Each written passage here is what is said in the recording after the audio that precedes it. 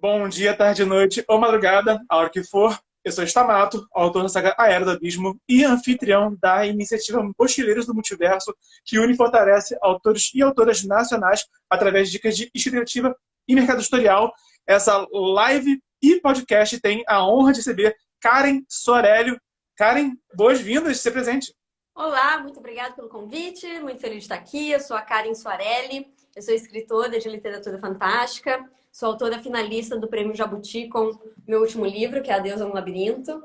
Eu escrevo para os universos de Miríade, que é o universo próprio, escrevo para Tormenta, que é o maior universo de RPG do Brasil, eu tenho muito orgulho.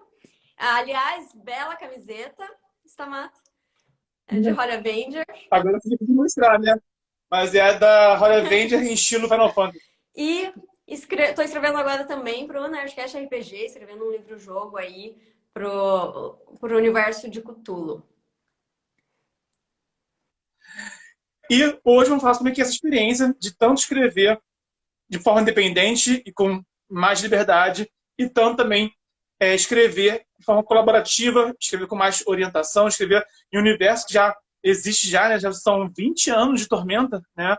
Então, quando você chegou, eu estava chegando a 20 anos, já estava quase chegando a 20 anos quando você chegou na equipe, né? Foi um pouquinho antes de ter a Guerra Artoniana, etc.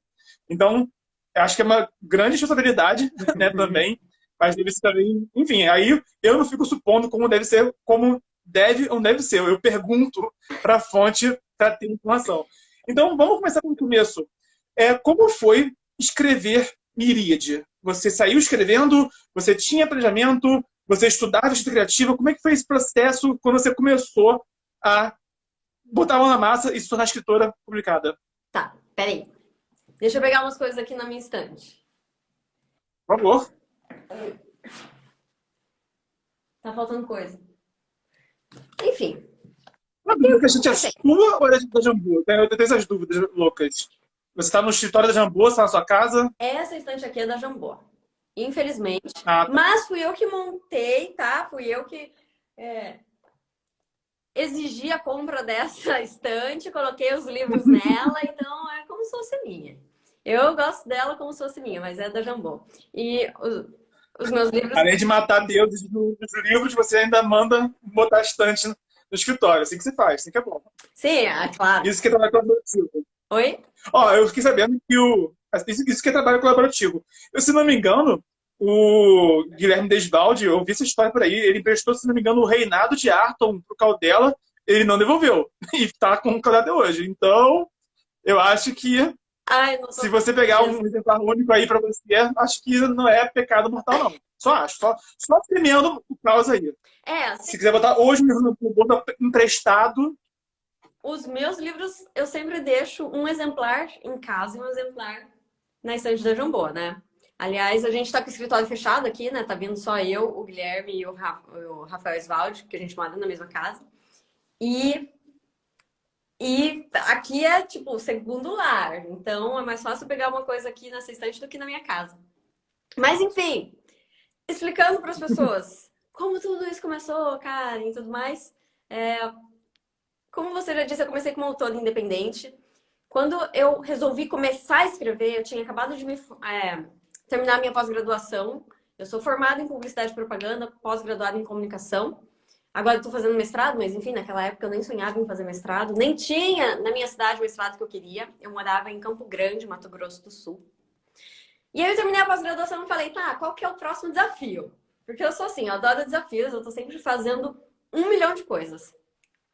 E eu falei, tem esse livro aqui, que eu tô desde os 12 anos de idade inventando esse universo. E no início era bem rudimentada, assim, aos 12 anos de idade eu não tinha a capacidade, obviamente, que eu tenho hoje de escrita, né? Mas eu ia inventando as minhas histórias e com o passar do tempo eu ia tirando coisa, botando coisa. E eu tinha 22 anos, foi exatamente 10 anos depois de começar, que eu finalmente lancei o meu livro, que o primeiro livro foi esse aqui, Línguas de Fogo.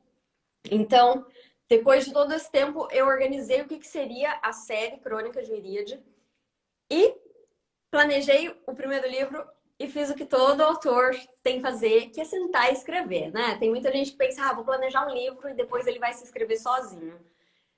Sinto informar, mas não é assim que acontece. Você tem que sentar e tem que escrever o livro. E tendo esse livro em mãos, eu lancei ele de forma independente. Eu fiz praticamente tudo meio caseiro, assim. Naquela época eu tinha, na verdade, um estúdio de ilustração, né? Eu era ilustradora, trabalhava com a Ediodo, fazia a revistinha da Coquetel, revista infantil. E aí eu peguei, Obrigado, não sabia. eu já estava vários anos trabalhando, assim, a pontinha do mercado editorial, né? Eu falei, não, vou descobrir tudo o resto. Fui atrás de descobrir o que me faltava aprender, né? Fiz um zilhão de cursos e lancei o mesmo livro. Eu usei a minha própria empresa também para toda a parte burocrática. E o pessoal curtiu, adorou. Aí depois desse eu lancei mais 3, todos independentes. Eu tirei do bolso para lançar o primeiro, né? Aí eu vendi o primeiro, aí peguei o dinheiro do primeiro, publiquei o segundo. E assim eu fui, o primeiro, o segundo, o terceiro e o quarto. Tem um aqui, os outros 2 desapareceram na estante, uma estante bem bonita e cheia de coisas legais. Meus livros estão aqui em algum lugar. E depois, com tudo isso que eu tinha feito, e eu sempre estive em contato com blogueiros, né? Sempre fazendo um auê na internet, divulgando meu trabalho, indo em eventos presenciais. Organizei vários eventos presenciais com vários autores. Na minha cidade não tinha muitos autores desse gênero mais especulativo, né? Não tinha muita gente escrevendo fantasia, pelo menos na época. Mas eu peguei quem tinha e falei, gente, vamos nos unir, vamos fazer o que dá. A gente fez encontro, participei de clube do livro com os leitores. Foi bem bacana, fui a escolas. Aí eu peguei tudo isso que eu tinha, meu portfólio de escritora, e mandei para a Jambô Editora. Mandei lá. Isso é bacana que você falou até agora sobre como que você não só escreveu. Você escreveu, publicou, tem essa parte, mas você também se movimentava com parceria com blogueiros, se movimentava em evento também, né? Que agora não podemos fazer evento presencial, mas estamos aqui na internet, né? E o que eu acho que é mais comum de ver é escritor que tem uma resistência, né? De querer fazer essa parte se autodivulgar. Sendo que é bizarro, porque quando eu observo todos os autores que eu admiro, como você, como Afonso Solano, Dardo Porto, todos eles têm uma comunicação muito constante com o público também, né? E que acaba que acho que hoje em dia é inevitável a gente criar o nosso meio de comunicação com o nosso público. E você já tinha isso, né, anos atrás, ao longo da sua carreira, algo já vem de você já a longo prazo. Então, isso é uma coisa que é muito interessante de observar e como que já vem de antes, não começou a fazer agora. Tipo, eu descobri através do Jogo da Alma, né? E aí comecei a ver quem é você, comecei a ver a sua presença na internet, a presença em evento. Mas acho importante ver isso, como que você já fazia isso há muito tempo. E como que isso foi construindo o seu caminho, né, até agora. Sim, sabe o que acontece? É difícil falar bem do seu próprio trabalho. É difícil chegar aqui e falar, gente, esse livro aqui é muito bom, compre. Quem tá falando sou eu, a autora. E aí, né, fica complicado. Então, você precisa que outras pessoas leiam, conheçam e falem bem. Então, nesse aspecto, os blogueiros são muito importantes, fazem um trabalho muito bacana. E tem também a questão do público te conhecer. Porque tem muita gente que eu sei que comprou o livro não porque estava realmente interessado na história propriamente dita, mas eles estavam interessados na minha pessoa por causa das coisas que eu falava na internet, participava de podcast, fazia live, fazia... Tem um post num blog que eu fiz certa vez, que na verdade, eu acho que até antes de lançar Língua de Fogo, que eu tinha acabado de registrar o livro, o manuscrito, né, na Biblioteca Nacional. E quando eu fui fazer esse registro, eu tive várias dúvidas. Fiz, no final deu tudo certo. E eu falei, gente, não tem um lugar na internet explicando mastigadinho, sabe? Então, vou fazer um post. Eu fiz lá, olha, gente, eu fiz desse jeito, funcionou pra mim, então façam que vai dar tudo certo. E esse post teve 400 comentários. As pessoas queriam saber algo e elas encontraram ali. Então, a partir disso, as pessoas começam a ter interesse na pessoa que está falando uma informação importante ou uma... Hoje em dia eu faço bastante live de RPG, né? Amanhã, inclusive amanhã, né? Tem Fim dos Tempos na Twitch da Jambô Editora. Eu sou a Ayla, uma fada de cabelo rosa, mentirosa. E a gente vai e fala com o pessoal e as pessoas veem como que nós somos, quem nós somos e muitas vezes tem interesse naquilo que a gente escreve. E quando você escreveu, você começou a criar quando era criança, né, adolescente, no caso, e como já mais madura, você transformou isso no universo literário. Como é que era a escrita nessa época? O que mudou na sua escrita no começo e como que é hoje em dia? No começo, você quer dizer na adolescência? Não, ainda é entre você publicar o meu livro. Ah, sim, no primeiro livro, tá. É porque na adolescência, quando eu comecei a me interessar por isso, primeiro que a minha escrita tinha muito mais influência de anime. Na época eu assistia um monte de anime e acabava colocando todas as influências dentro do livro. Isso foi saindo ao longo do tempo, à medida que eu fui ficando mais velha, tendo experiências da vida real que eu conseguia colocar no livro. Fui substituindo essas coisas. Hoje em dia ainda tem. Inclusive, Adeus no Labirinto, que é o meu livro mais recente, tem uma cena que é tipo 5 segundos de Sailor Moon, mas tem bem menos. Mas enfim, ao longo do tempo eu fui transformando essa escrita, né? Quando eu lancei meu primeiro livro, já era uma escrita bem mais madura, bem mais envolvida com a literatura propriamente dita, porque os livros que eu li ao longo desses 10 anos moldaram muito a forma como eu escrevo e até a forma como eu penso o mundo. A mesma coisa a faculdade, a pós-graduação que eu fiz. Para você ser escritor, não existe uma faculdade, nem é obrigatório fazer faculdade. Mas o fato de eu ter feito, para mim, ajudou bastante numa questão de construção, até mesmo de caráter, sabe? E aprendendo como que o mundo funciona e quão difícil as coisas são de se conseguir. Então, isso influencia no meu texto. Influencia muito que eu peguei influência de outras pessoas que não eu. É muito comum um autor se colocar no texto. Eu me coloco no texto, todo mundo se coloca no texto.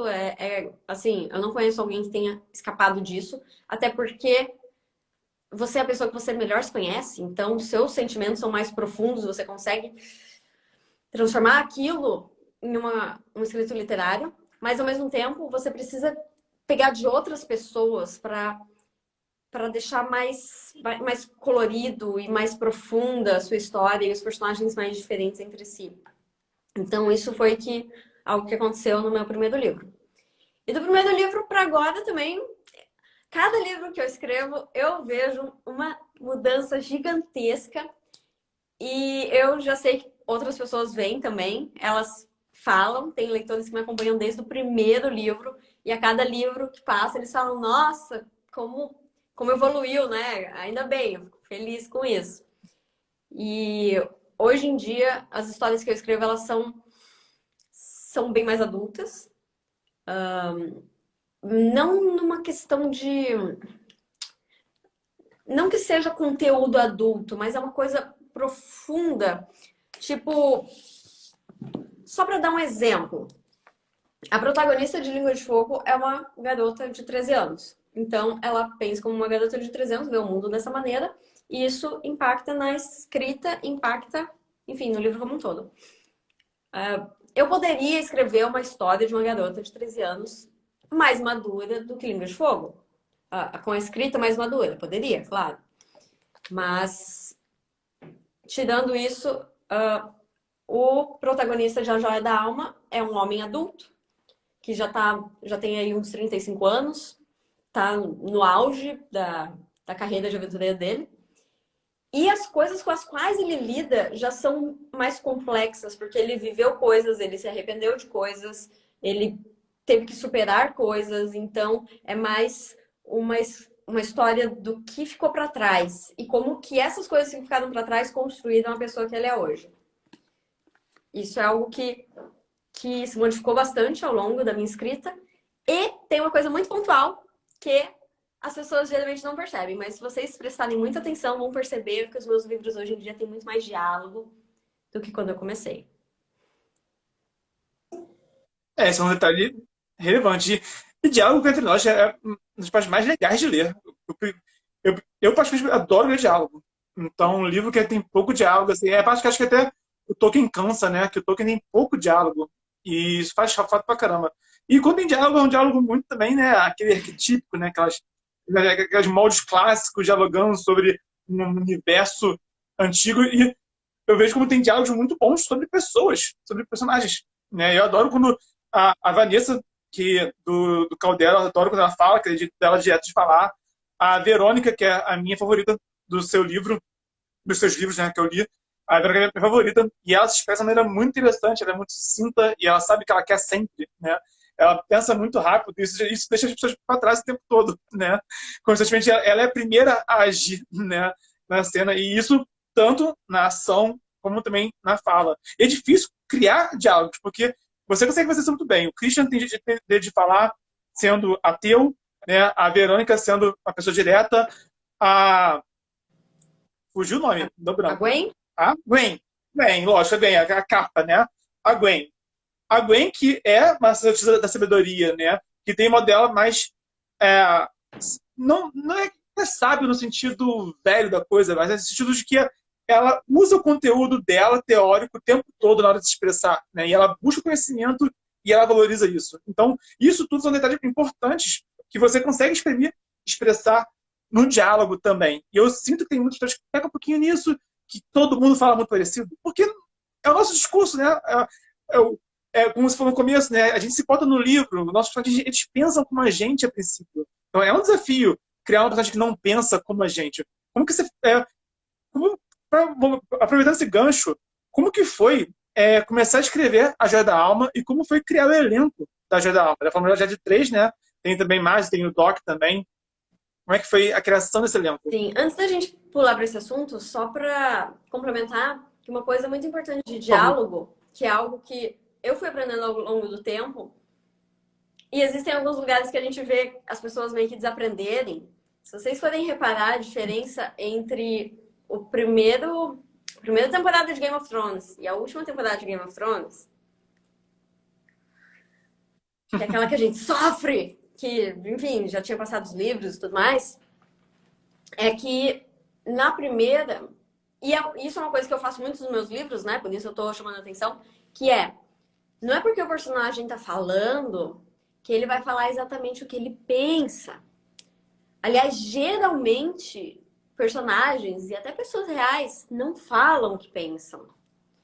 Então, muitas vezes elas falam o exato oposto do que pensam, ou geralmente o mais comum é dar uma desviadinha meio que para tentar influenciar o outro personagem ou a outra pessoa sem ter que dizer exatamente o que elas querem. Sem ter que se comprometer tanto sendo aberto. Então, isso é uma coisa importante de diálogo e que acontece muito, especialmente com a Verônica, mas com os personagens de A Joia da Alma em geral. Mas, enfim, criação de grupo de personagem. Quando eu comecei a escrever... antes disso, deixa eu contar a parte de eu entrar em contato com a Jambô.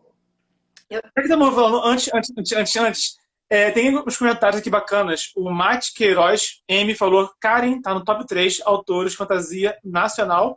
Eu concordo. Quando me perguntam quem é o meu autor favorito, eu falo. Daniel Caldela, Karen Soarelli e Eduardo Spohr.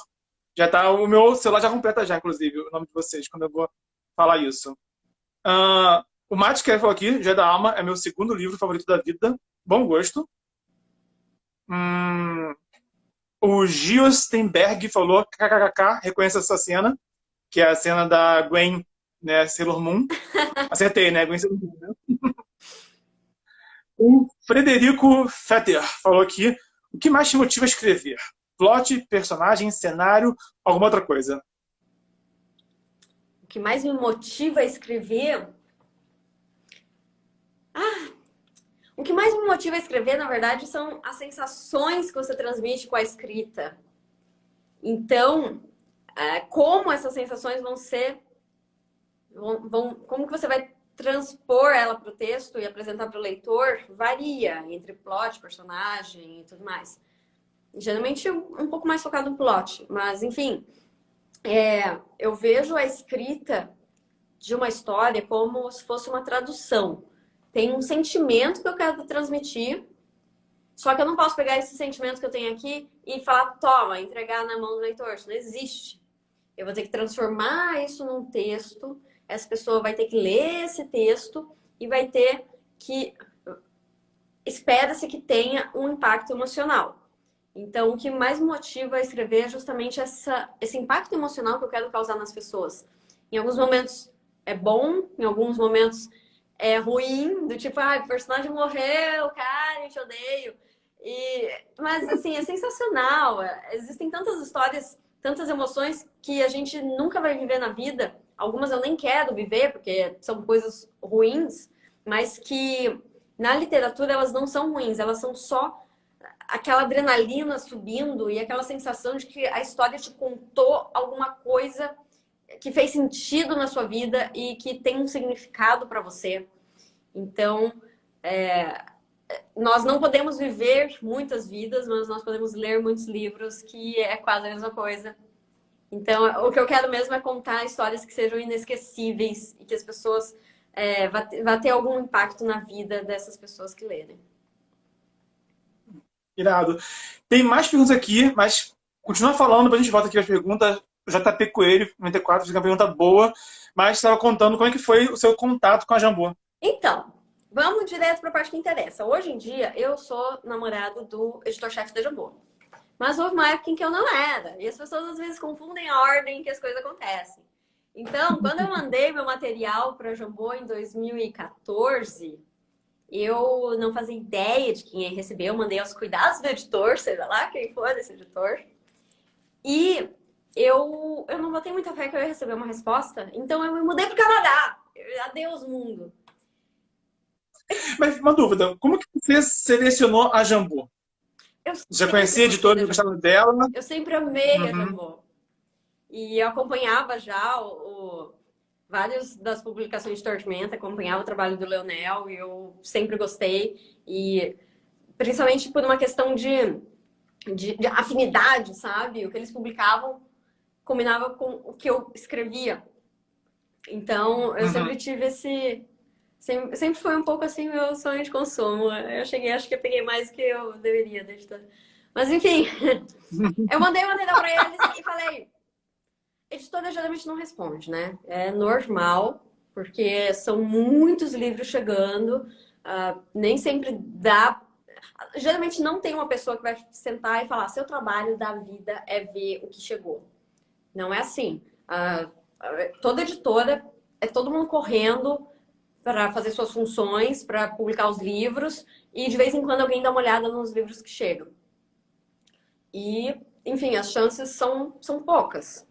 Você tem que se destacar mesmo e tem que ter um pouco de sorte também. No meu caso, eu fiz as duas coisas. Eu me destaquei com o meu portfólio e eu tive um pouco de sorte, porque eu não sabia. Mas a Jambô, o Guilherme, né, tava procurando, tava cogitando, assim, lançar um romance novo de Tormenta para dar uma reavivada nos romances de Tormenta. Porque o último que tinha saído fazia 10 anos. E aí, magicamente, caiu na mão dele o meu portfólio, que era exatamente o que ele estava procurando. Então, aí ele me chamou. Ele falou: Karen, vamos escrever um romance de Tormenta? Aí eu, óbvio, vamos, com certeza. E aí eu já comecei... Ele falou: me faz uma proposta. Porque isso é um ponto muito importante. Ele não falou: Karen, eu quero que você escreva esse romance aqui. Não, ele falou: me faz uma proposta, me diz o que você quer escrever. Eu até perguntei pra ele: tem algum reino que você queira que eu desenvolva, algum assunto, tudo mais? Ele falou: Karen, faça o que seu coração mandar. E eu falei: tá bom. E aí eu comecei a trabalhar no que se tornaria A Joia da Alma. E eu fiz uma proposta, mandei pra ele. E desde o início a ideia é que teria um grupo de personagens. E desde o início, quando surgiu essa oportunidade, eu pensei: eu posso escrever sobre qualquer coisa, sobre o que eu vou escrever. E aí eu decidi, eu parei pra pensar o que eu sempre quis fazer numa mesa de RPG e nunca pude, nunca consegui. E essa coisa era ter um grifo. O mestre nunca deixava. Não importa, sempre tinha um motivo pra não ter um grifo. E eu falei: tá, se eu não posso ter na mesa de RPG, então eu vou ter esse grifo num romance. Então, desde o início ia ter um grupo de personagens e ia ter um grifo. Todo o resto foi, assim, queimando neurônio, sabe? Pra decidir o que fazer e pesquisando nos suplementos, vendo o que era legal. Vamos colocar umas raças diferentes. Aí fui lá no suplemento Manual das Raças e achei a medusa e falei: nossa, que legal, colocar uma medusa. Só que não vai ser uma medusa exatamente como está escrito aqui, porque medusa tem vantagem em arco e flecha e magia. Falei, não, fazer uma Medusa que não quer nada com as coisas de Medusa, ela vai ser bem diferente, ela vai seguir o caminho dela, de acordo com a personalidade dela. E assim, eu tenho uma Medusa que é porradeira e, é muito engraçado, porque se você for ver a ficha dos meus personagens, a princípio, as coisas são meio desencontradas e é de propósito, porque no mundo real, dificilmente alguém tem uma ficha perfeitinha. A gente aprende umas coisas que às vezes nem servem pra nada, mas nos fazem feliz. E a minha Medusa seguia muito. Na vida real, a gente chega aos 30 anos e percebe que. Na vida real, a gente chega aos 30 anos e percebe que botamos o tributo tudo errado. Lá no começo do. Exatamente. E na vida real não é um jogo de videogame que você paga uma moeda especial e dá reset em tudo, né? Exato. Então, eu quis muito transmitir para esses personagens essa coisa da vida real, como são pessoas reais. E assim eu fui montando os personagens, tentando deixar eles o mais diferente possível para ficar bem colorido. E assim nós temos um humano, uma menina selvagem, um Lefou, um mago, coitado, que é chutado por todo mundo, uma elfa, uma medusa e um goblin. E a elfa é a melhor amiga do goblin. Pronto. E o Minotauro. Que Deus tem. Acho que esse é do Minotauro. Tadinho do Minotauro. Gostei muito dele, inclusive. Você quase partiu meu coração quando com o desfecho do livro. Essa é a história. Sem spoiler aqui. Sem spoiler, mas todo mundo já tá sabendo o que deve acontecer com o Minotauro. Mas enfim. E você montou o elenco pensando pra... Como é que foi, tipo, a sua experiência em RPG na hora de criar um elenco para um livro de universo de RPG? Como é que foi o diálogo? Você se baseou mais no que você queria, na história que você queria contar? Você se baseou mais no universo? Como o Oswald falou, segue seu coração. O que seu coração mandou? Além de pastel. Além de quê? Pastel, coxinha. Ah, Que é o que o coração pede, né? Assim. meu coração falou grifo. E aí eu pensei. Uma das primeiras coisas que eu pensei foi que eu não queria fazer uma história de início de jornada, sabe? Até porque eu já estava há algum tempo trabalhando a história da Ashlyn, que é uma personagem que começa do início. E eu vou construindo ela tijolinho por tijolinho nas Crônicas de Miríade. Então eu falei, não, quero pegar um personagem que já seja mais adulto, que tenha um passado e que, assim, a história dele não começou agora. Ele já tinha uma história antes. O que eu vou mostrar é essa história da vida desse personagem que já vivia antes, já fez um monte de coisas, fez coisas boas, fez coisas ruins, coisas das quais ele se orgulha ou se ressente. E eu queria justamente... Eu queria justamente falar sobre um personagem que tivesse coisa no passado e esse passado fosse importante, sabe? Tipo assim. E você criou todo o elenco e apresentou para o Oswald. E ele falou, maravilha, sucesso. A princípio, esse elenco tinha mais personagens humanos. Um feedback que ele me deu foi para diminuir a quantidade de humanos, colocar raças mais diferentes. E quem que entrou assim?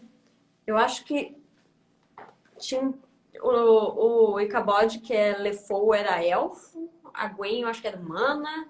Então acabou rolando uma mistura aí para que os personagens ficassem menos humanos. E o Christian é um personagem que ele tem todo esse passado pesando em cima dele, né? E ele tendo que lidar com isso e superar um monte de coisa. Só que ao mesmo tempo, ele tem uma carapaça. Ele esconde as feridas dele e ele tem uma carapaça durona. E quem olha para ele de primeira, ele é um humano, guerreiro, de espada e escudo, que é a coisa mais genérica de RPG que você possa imaginar. Então, a ideia era justamente isso. Eu gosto muito de trabalhar com contraste. Então, tem o contraste, primeiro, do Christian, que é muito simples, assim, o personagem mais básico possível. Tem um contraste com os outros que estão em volta, que são super coloridos. Tem a Oerhana com o jaguar dela acompanhando e lutando junto. Tem a Gwen, que é a clériga da deusa do conhecimento, e tem toda essa devoção. Tem a Medusa, que não segue o caminho de Medusa. E no meio disso tudo tem o Christian, que parece muito básico. Só que quando você vai conhecer melhor o Christian, você percebe as coisas que estão por baixo e por que que ele é tão turrão, e por que que ele afasta as pessoas, e por que que ele tenta ser o mais padrão possível e a vida dele está praticamente passando em branco por algo que ficou pelo passado, né? Então ele tem que aprender a lidar com essas coisas para poder tocar a vida adiante.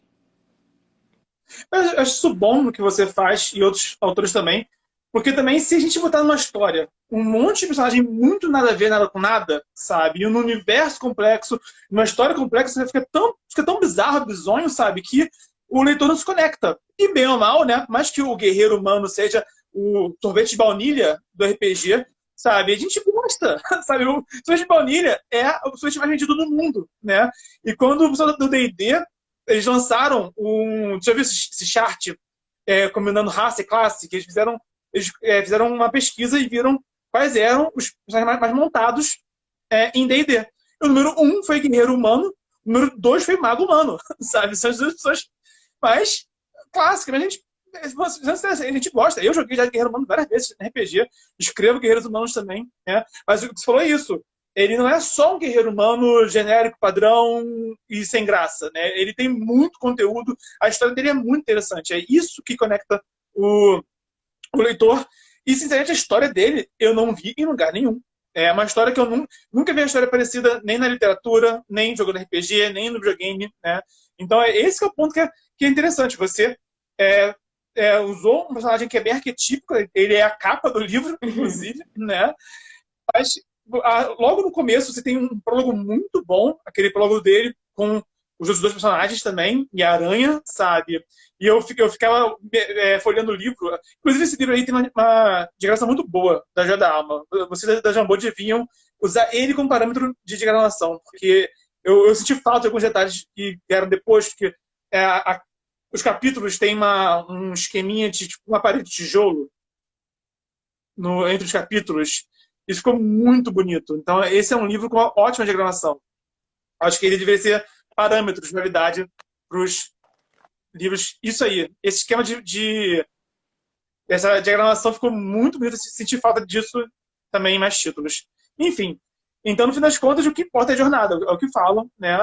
E logo de cara, não é uma história... Dá para ver que não é uma história tão clássica assim. E acaba que um herói aparentemente simples serve para conectar com o público de uma maneira excelente. Então, isso foi ótimo. Você falou das sugestões do Guilherme Desvalde. Eu lembro do Caldela contando que quando ele começou a escrever o Crânio Corvo, não tinha o Trebene, que é o centauro druida. Era um monge humano.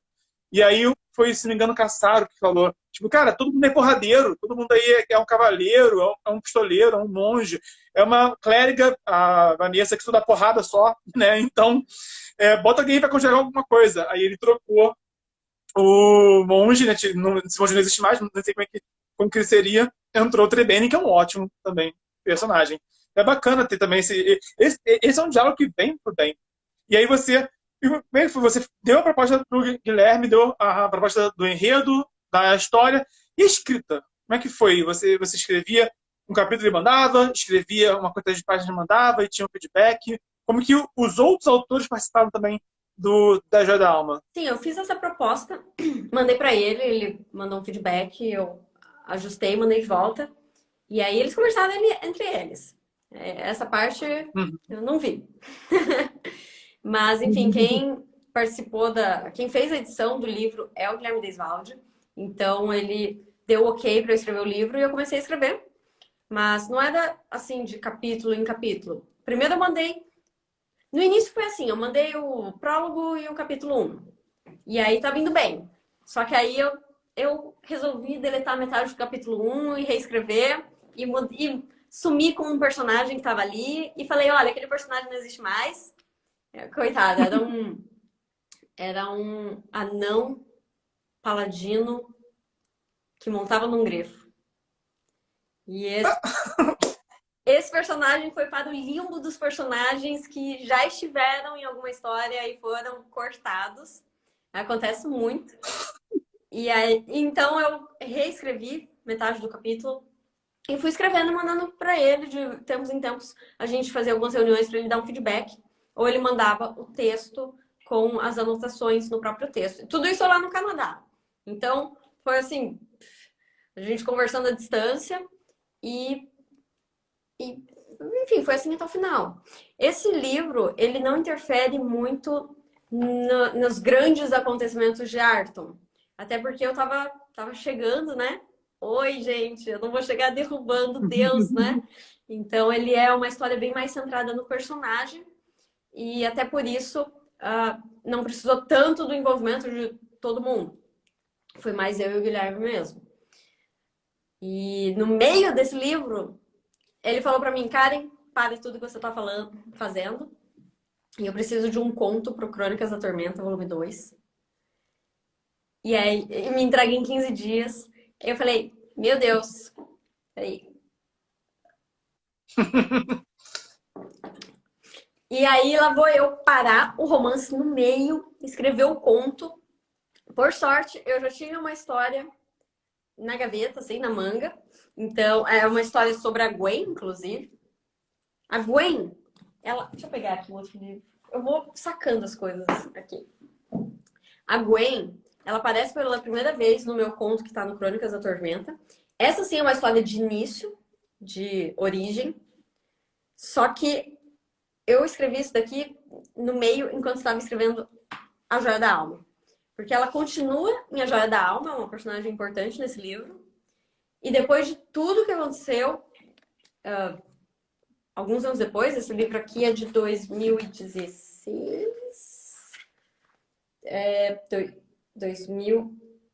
2017, esse livro. Esse aqui é de 2016, esse aqui é de 2017 e esse aqui é de 2019. Então, nesse aqui, você vai transformar isso em podcast, né? Quer que eu fale tudo de um jeito mais sonoro? Tá ótimo. Como assim sonoro? Sonoro, do tipo, em Crônicas da Tormenta, volume 2, ela tá começando a jornada dela. Em A Joia da Alma, ela aparece como uma personagem importante. E a Deus no Labirinto, ela conquistou o seu próprio livro. Então, foi uma personagem que, a princípio, quando eu criei, não era pra ter sido tão central assim. Ela foi conquistando seu espaço. Quando eu escrevi A Joia da Alma, eu não sabia se eu ia escrever A Deusa no Labirinto. Na verdade, eu só tive a vontade de escrever A Deusa no Labirinto depois que eu já tinha terminado A Joia da Alma, né? E aí me deu umas ideias. E foi isso. E foi indo e vindo. Os 2 livros foram lançados. O conto que eu comecei a escrever depois foi lançado antes do livro. E eu me perdi na história. Esse é um ponto. Se perder na história é um ponto que, gente, acontece.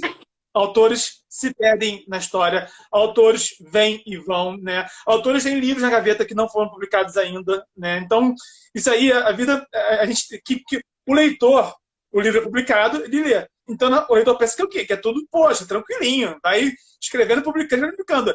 É um caos. A verdade é essa. A verdade é que a gente escreve, a gente publica, a gente guarda, a gente repensa. A gente pega o livro que você comentou que você refez no começo, do Joia da Alma, sabe? Então, quer dizer, e aí os escritores que estão aqui em começo de carreira e estão, ai meu Deus do céu, eu escrevi meu livro e eu desisti dele. Faz parte.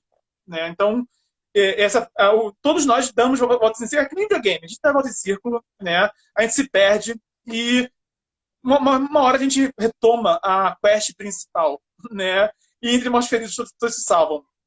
Então, isso faz parte. E é bacana saber disso. Eu não sabia o que tinha vindo primeiro. O conto, A Última Noite em Lenorian, ou A Joia da Alma. Eu li por último o conto, eu li depois de ler o A Deusa no Labirinto, mas o livro...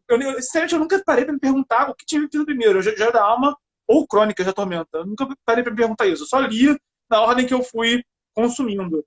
E bacana saber, descobrir isso, que o conto surgiu no meio da Joia da Alma, né? E acaba sendo aquela pergunta, né? O que veio primeiro, o ovo ou a galinha? O que veio primeiro? A Gwen já estava no seu coração se preparando para se tornar uma grande heroína, né?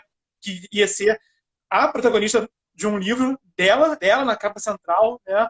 Ou se foi algo realmente sem querer, você não tinha essa intenção e foi uma sessão de fatores. É o tipo de dúvida que surge e que importa é o resultado, né? Que importa é a jornada.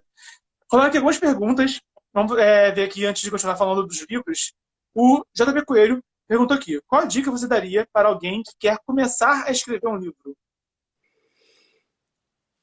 Para alguém que quer começar, vamos por partes. Você quer começar a escrever um livro ou você quer começar a sua carreira literária? Porque são duas coisas diferentes. Se você quer começar a sua carreira literária, eu recomendo você não começar por um romance, para começo de conversa. Comece por contos, porque com conto, ele é um trabalho muito mais intenso, só que ele é mais curto, então você termina em menos tempo e logo você tem um trabalho completo que você fez do início ao fim e você pode compreender melhor seu próprio processo criativo e ler o seu conto e avaliar qual foi a qualidade e aprender com ele e passar para o próximo trabalho. Com um romance isso também acontece, só que vai levar um ano para você ter o primeiro auto-feedback e poder melhorar para o próximo trabalho. Então, com o conto, acaba que essa evolução vai acontecendo mais rápido. Só que não se engane, escrever um conto não é igual a escrever um romance. Conto tem suas particularidades, eu recomendo, enfim, pesquisar a respeito de escrita de conto. Agora, se o seu objetivo é escrever um romance, se você já seguiu o meu conselho, já escreveu contos, já foi aprimorando a sua escrita, vai escrever um romance, a primeira dica que eu dou é você planejar o seu romance. E digo mais, planeja um volume único, porque você vai me agradecer depois. Quando você começa a escrever uma série, depois o negócio vai virando uma bola de neve. Então, o dia que você for publicar o seu segundo livro, vai ser mais fácil publicá-lo se ele for outro volume único.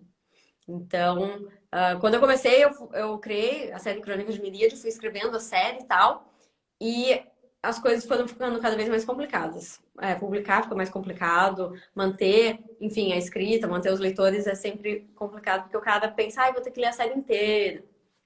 E a partir de então, desde A Joia da Alma, eu comecei a escrever volumes únicos. Então a gente falou aqui do Crônicas da Tormenta, falou de A Joia da Alma, falou de Adeus no Labirinto. Vocês podem ficar pensando, é uma série? Não, não é. São volumes únicos. Por acaso, o mesmo personagem está ali, mas não tem uma ordem de leitura e o cara não vai ficar amarrado a ler o negócio inteiro. Ele pode ler um livro só. Isso atrai leitores.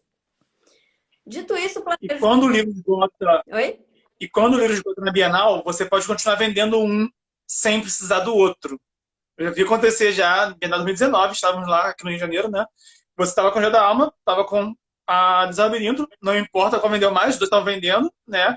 Você podia agradar públicos diferentes. Quem queria te conhecer para um livro menor tinha a Joia da Alma, quem já queria um livro pesadão tinha, quem queria tinha. E eu vi um colega meu que ele tinha 2 livros de sequência, o primeiro esgotou. Ele pegou o segundo, foi na caixa e foi embora, né?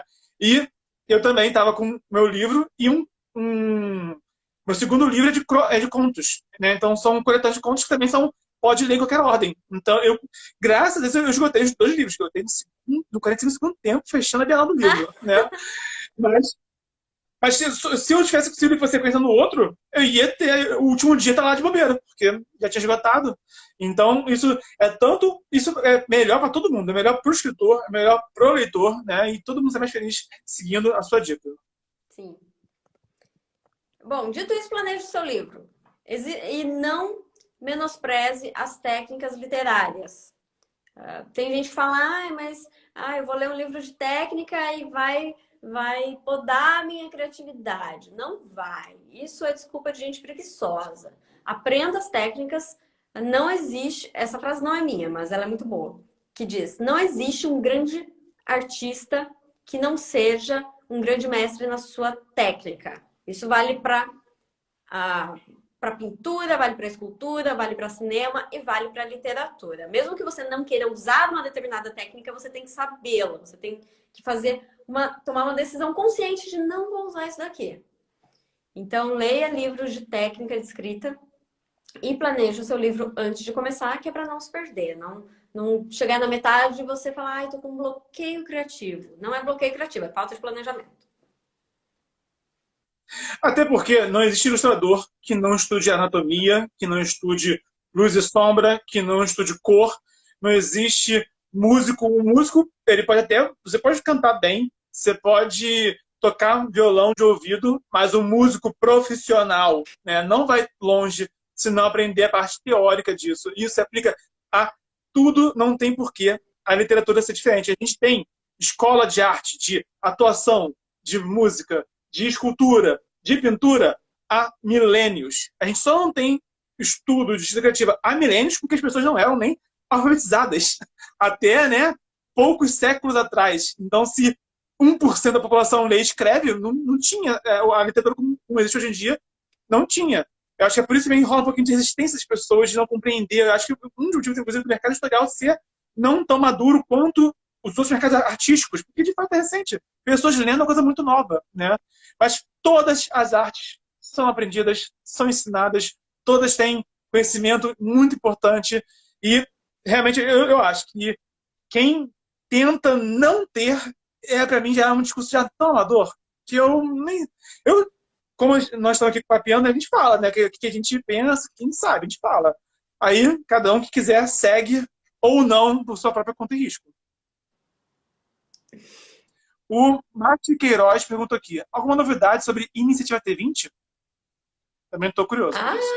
Iniciativa T20 está avançando. Eu não posso divulgar nada ainda, mas a coisa está bonita. Se preparem. Olha, para quem não sabe o que é Iniciativa T20, será uma plataforma. Isso vai ser no próprio site da Jambô, um local onde você consegue se cadastrar. Tem muita gente que escreve fanfic de Tormenta. E essas fanfics o pessoal posta por aí na internet e essas pessoas não podem vender a fanfic nem nada assim, porque, né, ela usa direito autoral de Tormenta e, né, seria ir contra a lei de direito autoral. Mas na Iniciativa T20 você poderá vender os seus escritos, seus fanfics, seus trabalhos. E também vai ser uma vitrine muito boa para quem quer um dia trabalhar com Tormenta. Então, nós já estamos incentivando as pessoas a irem escrevendo, vai escrevendo conto, vai escrevendo, quer escrever romance, escreve. Tem pessoal que cria regra. A princípio, a ideia não era para regra de Tormenta, mas tem pessoal criando, tem tipo o Manual do Golem, que é uma coisa sensacional e muito legal, sim. Então, o pessoal pode ir se preparando, escrevendo, para colocar lá na plataforma, na Iniciativa T20, porque as coisas estão andando, não tenho data, não tem nada assim, mas eu posso garantir para vocês que está ficando bem, bem legal. Eu escrevi já uma aventura, inclusive. Tá meio pronta já. Já escrevi, já revisei, lógico. Né?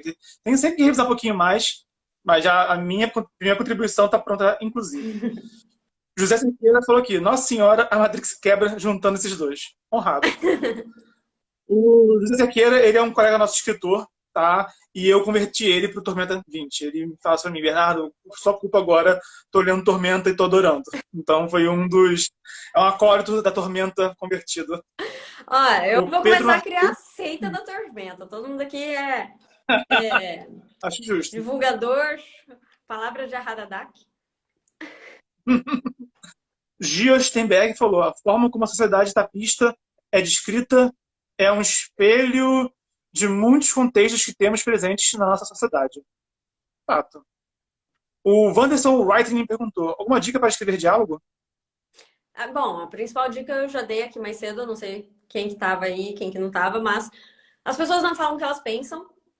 E tem uma coisa tão importante quanto que é: todo mundo fala algo com um objetivo. E é esse objetivo que tem que estar na sua mente na hora que você vai escrever o diálogo. Então, por exemplo, eu tô aqui falando com vocês, por quê? Qual que é o meu objetivo? Eu não tô aqui a troco de nada. Eu tô aqui porque eu quero que vocês conheçam o meu trabalho, eu quero compartilhar as coisas que eu aprendi, quero falar de como foi escrever sei lá o que das quantas, quero receber um pouco também das coisas que vocês falam, porque tá todo mundo em pandemia, todo mundo, né, quarentenado, isolado em casa, sem contato humano. Eu quero ter esse contato, eu quero ver a cara do Stamata e conversar com ele.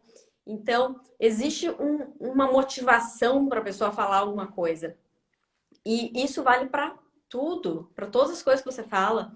Sempre que eu falo a respeito disso, vem na minha cabeça, por acaso, a cena de uma mãe na porta do quarto do filho adolescente, aquele quarto todo bagunçado e o menino no celular.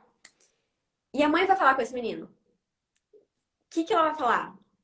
Não sei o que ela fala, mas com certeza eu sei o que ela quer. Ela quer que o menino saia do celular arruma meu quarto, vá fazer algo da vida. Então, qualquer coisa que eu coloque na boca dessa personagem, ela não... Algumas mães falam exatamente o que elas querem, outras não. Outras falam, ó, seu primo tá ali fora. Seu tio veio te ver. Ou, sei lá, qualquer coisa. O cachorro tá sem comida. Ou o que essa mãe tá pensando na hora que fala com o moleque? Ela tem um objetivo. Todas as conversas têm um objetivo. Às vezes é um objetivo realmente pragmático, assim, eu quero que você faça uma coisa. Às vezes é um objetivo emocional, eu quero te dar um carinho, ou receber a sua atenção, ou qualquer coisa assim. Enfim, tem vários motivos possíveis, mas todo diálogo é motivado por um objetivo, e esse objetivo tem que guiar o diálogo como um todo. Isso se aplica a diálogo, né, também a, tipo, tudo na vida, né? Até, acho que, por exemplo, eu tava revendo Seinfeld, já assistiu essa série? Não. É uma série muito boa que o destaque dela é que é uma série sobre nada. E eu fiquei, meu Deus do céu, como contar uma história sobre nada? Mas qualquer história sobre nada, por exemplo, Rick e Morty também. Também é uma história sobre nada, Rick e Morty. Sabe Rick e Morty? Não, Rick and Morty é uma história sobre tudo. Que isso? Mas não tem um arco, não tem um propósito, não tem um objetivo. Mas cada episódio tem um objetivo. O elenco, mesmo ocioso, mesmo niilista, eles inventam algo para fazer. Então o Rick é um exemplo. Ele não tem motivo nenhum. Mas todo dia ele inventa alguma bosta para complicar a vida dele. Né? Então, isso, mesmo quando a gente não quer ter objetivo, nós estamos, conscientemente ou não, indo para uma direção. E o diálogo também, assim, a gente às vezes tem diálogos inúteis. Não é que a gente tem diálogo inútil com a pessoa que a gente gosta. Porque a gente quer aquela conexão com aquela pessoa. Né? Então, isso é um ponto. De repente, quando você falou da mãe no quarto olhando o filho, a primeira coisa que eu pensei, pô, ela quer que esse moleque se levante e faça algo de útil. Mas poderia ser uma mãe querendo uma conexão com o filho. Poderia ser a mãe que está se sentindo distante do filho, está sem tempo, de repente ela chegou tarde em casa, o moleque está dormindo já. E o que ela queria, na verdade, era qualquer diálogo que se conectasse. E isso já daria já uma outra perspectiva para a conversa. Né? Então, se você falou... Inclusive, ela pode não saber que ela quer isso. Exato. A gente não sabemos. O Frederico Fetter falou aqui. O nome Ichabod mudou ao longo da escrita? Quando li a joia, achei que tinha sido um erro quando chamam por outro nome.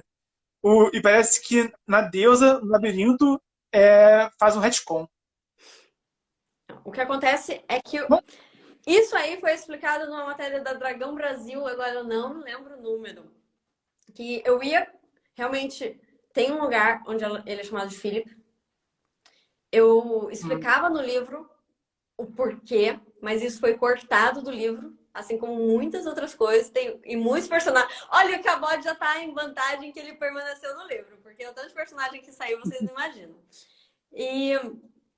E é contado na Dragão Brasil, eu vou ficar devendo o número, mas é um que tem a capa do Ryu, é uma capa toda branca, e a segunda capa é de A Joia da Alma. A matéria se chama Os Heróis da Joia, e tem a ficha de todos os personagens em TRPG e tem um background dos personagens. Explica lá por que a Verônica é tão revoltada com a Medusa, explica, enfim, vários aspectos, e um deles é o passado do Ichabod e como que aconteceu a mudança de nome dele.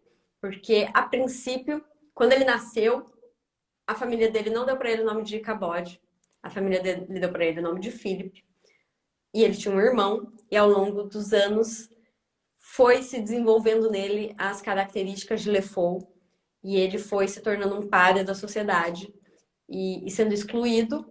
E uma das coisas que aconteceu com ele foram os apelidos maldosos, né? Ele passou a ser chamado de Ichabod, que era um demônio que tinha... um demônio meio lendário que tinha assolado aquela região muito tempo antes. E era um apelido maldoso que acabou pegando e virou o nome do cara. Então, Ichabod é um nome ruim. E eu, se bem me lembro, em algum lugar de A Deusa no Labirinto, ela chama ele pelo nome dele de verdade. Mas pra falar bem a verdade, eu não sei se essa parte também não foi cortada. Eu nem lembrava que existia uma fita, pra ser sincero com você. Eu boiei na pergunta. É muito difícil memorizar Ichabod, foi o nome que eu tive mais dificuldade de pronunciar, sabe? De memorizar. Aham. O Jacinqueira falou aqui: Doc e Gwen são a melhor dupla da fantasia e quem disser o contrário tá errado. Ai, que maravilhoso. Imagino, quem falou isso? Foi o Jacinqueira. Imagino que tenha lido Crônicas da Tormenta, né? Espero, pra falar uma coisa dela. Assim, eles são muito legais nos outros livros, mas, né, Se não, já fica aí a dica. se não leu, fica a Já tá dica. É já. o melhor lugar dos dois. Minis Hero Forge falou: se esse Minotauro fosse o irmão do Arius, o destino dele seria bem diferente. Ah, tá. Tá bom. Começar das piadas internas. Aí começa a ficar difícil, né? O irmão. O irmão do Ares é um personagem que nunca apareceu, mas foi. Ele tem mais fanarts do que o Arius, que é o personagem do fim dos tempos. É o personagem do Guilherme Deisvalde no fim dos tempos, da nossa live de amanhã, que a gente joga RPG. Às 8 da noite no Twitch da Jambô. A Raíssa Vikneski falou aqui: vai estar no YouTube? Sim, vai estar no YouTube. E ela diz aqui: Christian me apaixonou. E Nádia também. Olha os crush aqui. A Nádia. O... A Nádia é uma das minhas Adoro a Nádia, personagens Nádia é favoritas. excelente. Só que eu não posso falar muito dela, porque qualquer coisa que se fala dela é spoiler. Mas ela é. Eu adoro a Pérola também. A Pérola é uma das minhas favoritas. Também acho assim, dos novos, do elenco novo, né? Inédito. Da Joia da Alma. Ela vai voltar? Por favor, diz que ela vai voltar. Se não, tá aqui o que já falando já. Ela foi citada no Tormenta 20. No livro? Dentro do livro? Nossa, perdi. Qual capítulo? Ah, mistério! Vai ter que ler Tá o livro pista, inteiro né? Tá pra saber. pista. Sim. Bom, aposto que tá pista, mas depois Ela foi citada no capítulo de cenário, onde fala de. acho que eu tô lembrando. Acho que os tic-tac aqui estão conectando aqui os fios. Jessequeira falou aqui, queria do time da baunilha, do guerreiro humano. Não é melhor que um guerreirão clássico de espada e escudo. Mas o importante é ser mais do que isso, né? Ser mais do que a espada e escudo. JP Coelho, só joga RPG de humano guerreiro, classe favorita. Acho que rolaram muitos comentários. Eu tô aqui mexendo nos comentários, eu não sei até que ponto. Eu não sei se eu tô olhando o comentário de uma hora atrás também. A gente vai ter que fazer aqui uma pesquisa, mas estatísticas de quantos de vocês estão assistindo jogam de humano guerreiro, quantos jogam de guerreiro mago, humano mago, e, enfim, vamos ver se bate. Se o TV, a Jambô vai ter algum sistema para criar ficha interno, não vai ter? Online. Um app. Vai ter ou não vai ter isso? Vamos ver. Um app. Então, aqui, com isso já é ferramenta, que já é ferramenta. Só vocês registrarem tudo que for feito, vocês vão ter uma noção, né, de que está criando. Mas o Tormenta 20 especificamente, ele incentiva as pessoas a fazerem umas coisas mais mirabolantes, assim. Então, eu tenho visto que a porcentagem de humanos tem diminuído um pouquinho.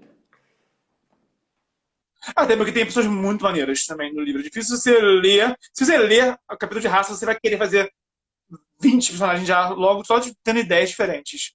O Jonas Prof falou aqui: terminei de ler a trilogia do Leonel nessa passada, acho que nessa semana passada. E essa semana eu comecei a Joia da Alma. Tô amando. Parabéns, Karen. Aê, oba! Rodrigo Pompilo falou: mantenham a live. Veio a Love, mas é a live. A live na feed para vermos a íntegra. Sim, vai estar no feed aqui. Para quem não chegou na hora, por favor.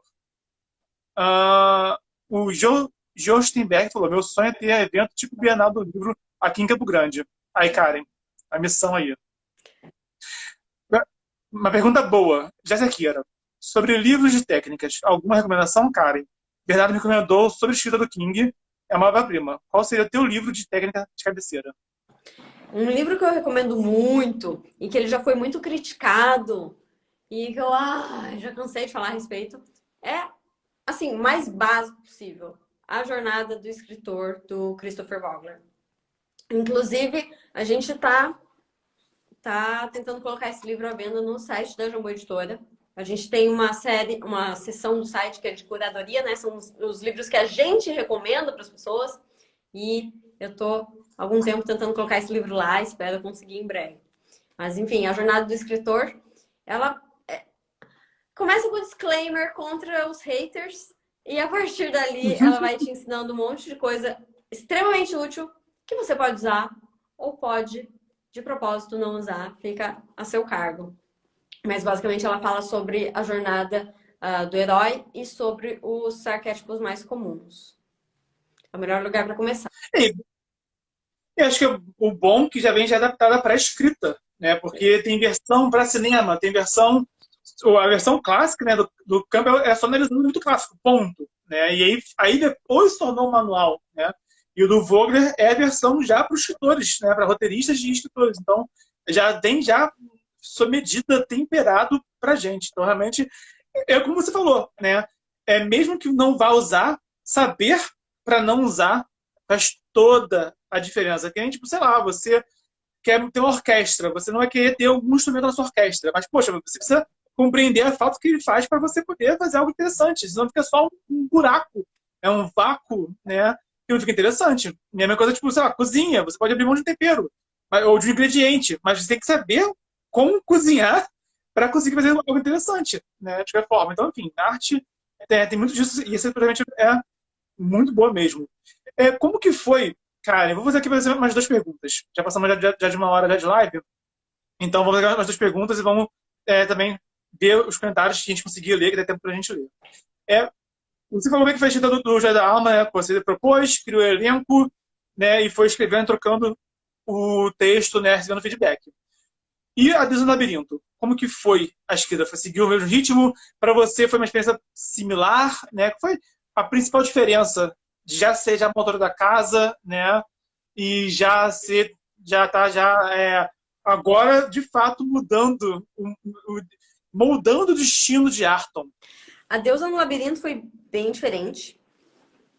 Para começo de conversa, como que surgiu a Deusa no Labirinto? Foi o seguinte, a gente estava na tour de lançamento de A Joia da Alma, a gente fez uma tour maravilhosa, São Paulo, Rio de Janeiro, Rio de Janeiro, São Paulo, Curitiba, Porto Alegre e Campo Grande. E foi incrível, assim, para mim, que eu era escritora independente, né? E de repente estava na editora, no stand, aquele monte de gente aparecendo. Eu lembro de muitas pessoas que estavam na fila por causa de mim, porque me acompanhavam desde o primeiro livro. E ao mesmo tempo tinha um monte de gente que estava na fila que eu nunca tinha visto na vida. Eu falei, de onde saiu esse pessoal? Eu não sou de Tormenta. E foi uma experiência incrível, assim. Foi o momento que eu vi que todo o trabalho que eu tinha tido até então estava valendo a pena. E no fim dessa tour, o Guilherme Desvalde olhou para mim e falou: e aí, Karen, livro 2? E aí eu falei para ele: livro 2. Porque eu já tinha uma ideia na minha cabeça. Quer dizer, eu não tinha ainda a ideia do que eu ia fazer no livro. Mas o que eu falei para ele foi o seguinte: olha, Guilherme, no final de A Joia da Alma, todos os personagens estão ali. Eles podem ir para qualquer lugar de Arton, qualquer aventura que eu inventar, eles podem ir porque os arcos deles se encerraram. Exceto uma. E essa uma é a Gwen. Porque no final de A Joia da Alma, o arco da Gwen em A Joia da Alma é um arco menor, claro, ela não é a protagonista, mas ela tem toda uma relação conturbada ali com a Verônica, as duas são bem amigas, mas a Gwen, ela é uma devota de Tanató, a deusa do conhecimento, ela só fala a verdade sempre, e ela tá bem chateada porque a Verônica tá escondendo alguma coisa dela. E o que a Verônica revela para ela no final, quando finalmente tudo fica em pratos limpos, é que a Verônica ajudou, sem querer, ela ajudou a traficar alguns escravos para a pista. E tinha elfos no meio, e tem um elfo que, inclusive, a Gwen conhece. E aí, no final do livro, não tem absolutamente... Não existe um lugar... Ih, nossa, eu acho que eu acabei de dar spoiler pro cara que falou aí que tá lendo a Joia da Alma. Desculpa, mas é um spoiler pequeno. Mas não, você não acha. Tá dando o começo da Deus do Labirinto. Então, E aí, no final, não existe nenhum lugar do mundo onde a Gwen fosse em seguida, a não ser pra tapista. Que isso, né? O povo dela tá sendo escravizado do outro lado do mundo. Então, no momento em que a Joia da Alma acaba, a Gwen põe o pé na estrada e vai em direção à tapista. O que ela vai fazer? Naquela época eu não sabia, né? Eu falei, eu não sei o que a Gwen vai conseguir fazer lá, nem ela sabe, mas a verdade é que tem uma coisa que ela não vai fazer, que é ficar parada aqui, sabendo que as pessoas estão sendo escravizadas lá do outro lado do continente. Então eu falei pra ele, é pra tapista que eu tô indo. Aí ele virou pra mim e falou, que bom que você está indo pra tapista, porque eu tenho aqui, olha, uma missão pra você e é justamente lá. Aí eu falei, opa, maravilha, manda. E assim assim eu comecei a escrever A Deusa no Labirinto. Claro que esse é só o comecinho, né? Se você for ver o livro, tem muito mais em volta disso. Tem várias coisas relacionadas à guerra artoniana que estava acontecendo na Guilda do Macaco. E eu coloquei ali. Inclusive, tem um acontecimento na Guilda do Macaco que foi colocado justamente para fazer uma conexão com esse livro. Um acontecimento pequeno. E comecei a escrever o livro, né? Só que aí eu já tinha voltado do Canadá, comecei a escrever aqui. E depois eu voltei pro Canadá de novo, continuei escrevendo lá. E foi um Deus nos acuda, porque o Tormenta 20 ia acontecer o financiamento coletivo. E depois do financiamento coletivo ia acontecer o livro. E A Deusa no Labirinto, eu fazia questão absoluta que saísse antes do livro. Porque o Tormenta 20 tem alguns spoilers de A Deusa no Labirinto, de como ficou o mundo depois. Então eu falei, tem que sair antes. E, além do mais, eu fui convidada da Bienal do Rio. Eu fui convidada para palestrar pela organização. E eu falei, tem que sair antes. E digo mais, tem que sair na Bienal do Rio, porque eu não vou chegar lá para ser convidada oficial da Bienal sem um livro debaixo do braço, lançamento para vender. Então, foi muito corrido. E, em cima disso tudo, aconteceu o financiamento coletivo do Tormenta 20, que eu fui uma das grandes incentivadoras para que isso acontecesse. E fui gerente de comunicação do financiamento coletivo. Foram 3 meses, assim, 2 meses de financiamento, mais um anterior de pré-campanha, que eu e o resto da equipe, ninguém dormiu, ninguém comeu direito, ninguém saiu de casa. Foi, assim, bem exaustivo mesmo. E quando tudo isso terminou, eu falei, beleza, agora o meu prazo tá ainda mais curto, eu preciso terminar esse livro. Então, esse livro foi uma maratona para escrever. Eu escrevi ele em 1 ano. Como vocês podem ver, ele é um livro grosso, né? Ele tem... Eu nem lembro quantas páginas ele tem. Ele tem... umas 500. Tem mais de 500 páginas. E foi escrito em 1 ano. Para mim, escrever esse livro aqui em 1 ano foi uma vitória muito grande.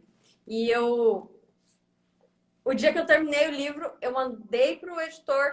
E aí, eu abri meu Facebook, que eu nem olhava mais direito. E o Facebook me mandou uma lembrança de 1 ano antes, falando assim, hoje eu começo a escrever. Aí eu falei, 1 ano cravado. E esse livro Meu Deus, aqui, kármico. e esse livro aqui teve muito mais uma comunicação com os criadores de Tormenta, né? Mesmo porque eu mexo com os deuses. Tem a Glórien, que aparece muito. E ela tem fãs que dizem que os autores de Tormenta odeiam Glórien. Mas a verdade é que ela de todos os deuses, ela é a mais desenvolvida, é a mais tratada com carinho. E a gente fez um esforço muito grande para que não houvesse uma discrepância na Glórien, que foi mostrada pelo Leonel, e a Glórien, que é mostrada por mim. Então, teve todo um trabalho de fazer com que todas as coisas ali tivessem uma congruência, né? Esqueci a palavra. Coesão, Isso, coerência, continuidade. que elas se entrelaçassem e formassem um todo que não ficasse discrepante. Então... Pra mim tem um quê de Trilogia Tormenta Caudela 4, pra mim, porque a introdução do Inimigo do Mundo é a Glória, né? Então, pra mim é aquela sequência que a gente não sabia que precisava. E que quando veio, pra mim, encerrou aquele arco lá ancestral, particularmente. Eu tive essa sensação como... Totalmente, e digo mais. As pessoas prestam muita atenção na Glória, porque obviamente a história gira em volta dela, né? A história dessas mudanças no panteão. Só que a Tanató também costura muito a história. Então, o primeiro capítulo do Inimigo do Mundo, Sim, é a Glória, sim. só que ela tá no meio enfim, o pessoal de Tanató, os devotos de Tanató lá, com o conhecimento A dele. sociedade secreta dos monges, sei lá o quê. E ela encontra no final. Né, o prólogo do Meio do Mundo encerra com as duas dialogando, né? E o prólogo também da Benito também tem Tanató. Inclusive, ficou muito foda a sua descrição da Tanató andando, a ideia da velhinha andando, atravessando montanhas, o modo como você descreve já começa com uau, isso é uma deusa maior. Né? Ficou muito bom, inclusive, esses pequenos grandes detalhes, né, da leitura. Mas o. E uma pergunta sem spoiler. Quantas mortes foram você que sugeriu? Quantas mortes foi os Valdes que sugeriu? Quantas mortes no final da Deusa Labirinto? Das grandes mortes que não foram falar. A morte que o Svaldo me sugeriu foi uma. Uhum. E Aquela. você foi Aquela. a morte. Aquela. A morte. Uhum. Que tá no T20. Tá Inclusive, no que T20, é cita. verdade. Quem já tá lendo o T20 sabe do que eu tô falando. Mas, enfim, quem por acaso não leu, eu não vou dar spoiler daqui, mas é uma morte considerável. É uma morte Mas quem é fã grande. de Tormenta, tem amigo meu que a gente leu mais ou menos na mesma época, Inimigo do Mundo e o Deus Tormenta, a gente debatia muito, né, nessa época. E ele falou, vou ler o T20. Eu, pelo amor de Deus, eu leio a Joia da Alma primeiro, porque tem mudanças muito na Joia da Alma e A Flecha de Fogo, porque tem mudanças muito iradas no Panteão, sabe? Que acho que é muito legal ler na literatura do que pegar os spoilers no manual, né? Então, enfim. Né? Eu sem querer peguei um pequeno spoiler no T20, mas tudo bem, porque eu não assisti a Guia do Macaco Caolho, né? Então eu não posso reclamar do spoiler que eu peguei da Guia do Macaco. Né? Tem Mas um enfim. resumo, Mas, tem uma matéria bem completa sobre a guerra arturiana no Almanac da Dragão Brasil, que tá saindo agora. ótimo. Eu tenho que pagar o meu frete, inclusive. Mas é outra história. Porque questões de e-mail que foi diferente, eu tava com preguiça de isso, enfim, outra história. Mas então o Guilherme sugeriu uma morte e você sugeriu as outras? As outras eu sugeri. Assim, personagem meu, eu mato à vontade, assim. Né? Isso aí. Coitado, você é meu, Bom então. avisado. É meu, sou eu que tô trabalhando. Sinto muito se morrer. Acontece, pessoas morrem. Agora, tem outras mortes importantes que acontecem nesse livro. E aí eu propus, falei, né? Olha, esse personagem aqui quero matar. E aí, posso matar? E aí o Svaldo com os outros criadores, né? O Marcelo Cassado, o Leonel Caldela, o Trevisan, eles conversam entre eles e falam, pode matar. Então, esteja morto. Tem um personagem que eu gostei muito de matar. Olha só, nossa, o sadismo da pessoa. É difícil com essa cena spoiler porque eu fico curioso. Mas enfim, vamos uma pergunta, antes que minha curiosidade suba pela garganta. A última pergunta daqui do Rascunho, a última pergunta aqui programada, e vamos depois ler os comentários para se despedir. Hoje em dia, como que é a sua participação no Tormenta? Você participa como romancista? Você participa no world building, no lore? Como é que é essa participação hoje? Assim, hoje eu tô escrevendo outra coisa, né? Sim. Então, eu não participo da criação do mundo. Se eu estivesse escrevendo um romance no momento, talvez eu estivesse participando mais, né? Mas como no momento estou escrevendo o livro-jogo do Nerdcast RPG, então eu tô trabalhando outro universo. Mas eu já falei para as pessoas que eu pretendo escrever mais um livro e claro que tudo que eu escrevo depende um pouco da aprovação do pessoal. Mas, como eu disse no início, na parte que você cortou do podcast, então pessoas do podcast vão ficar sem saber. Quando você é convidado para escrever para um universo que já existe, você não é convidado à toa, né? Se eu tô aqui é porque eles querem as minhas recomendações e eu tô colocando a minha criatividade nisso. Já tem coisa que eu quero futricar, só que eu não posso falar mesmo porque depois o pessoal fica me cobrando e, meu Deus do céu, não me cobrem do livro que é o próximo da fila, que não é o que eu tô escrevendo agora, porque eu fico muito ansiosa com essas coisas. Mas você pode falar se vai ser algo do tipo mais um episódio do que você criou até agora, ou você vai começar uma coisa nova no Tormenta? Não, tem um personagem, tem duas personagens que estão merecendo ser um pouquinho mais desenvolvidas. Que seja a Verônica uma delas, por favor. Será? Mas enfim. Será? Bom, terá minha comemoração, né, ou minha profanação quando anunciar. E o que você pode falar sobre a escrita do livro-jogo? Como é que está sendo essa experiência? A escrita do livro-jogo, em questão de trabalho em equipe, assim, está sendo bem intenso. Existem gradações, né? Quando eu estava escrevendo Miríade, era assim, eu escrevo o que eu vou entender, vou construindo o mundo à medida que eu for inventando. Então, era bem mais livre. Quando eu fui escrever Tormenta, primeiro eu sentei, pesquisei o máximo possível, né? Dos materiais que já tinham sido publicados. E em cima deles eu criei o meu. Agora, no Nerdcast RPG, o que acontece? Nós temos ali os episódios de podcast. E é isso. E existe muito mais material, só que todo esse material está em construção. Então, tem os romances que o Leonel está escrevendo, tem o quadrinho que o Yabu está fazendo e tem o livro-jogo que eu estou fazendo. Então, não tem essa de eu pegar um livro que já está publicado, pesquisar e falar, beleza, só não divergir disso aqui que tá ótimo. Eu tô tendo que construir ao mesmo tempo em que eles constroem. Então, é ficar conversando com esse pessoal o tempo todo. Tô em contato direto. O Yabu mesmo, vira e mexe. Quero usar essa personagem aqui. Você tá usando? Tô. E agora? Peraí, vamos organizar o calendário dessa personagem. Em que ano que ela morre? Porque não pode aparecer no outro livro no ano que já morreu na outra publicação, sabe? Então é bem intenso, assim, essa questão de ficar sempre em contato para transmitir a mesma atmosfera, para que todos os personagens estejam dentro de uma mesma cronologia. E tá sendo bem trabalhoso. Além desse contato de lore, tem também a questão das regras do livro. Tem o Lucas Borne, que também está participando do projeto, está lidando com a parte de mecânica. E aí a mecânica tem que conversar com o lore tem que conversar com a mecânica. E o Guilherme Desvalde está tentando manter todas as pessoas sãs enquanto trabalham, enquanto ele mesmo tenta manter a sanidade, editando toda essa galera. Mas tá indo bem, eu tô me divertindo. Sabe qual é a melhor parte?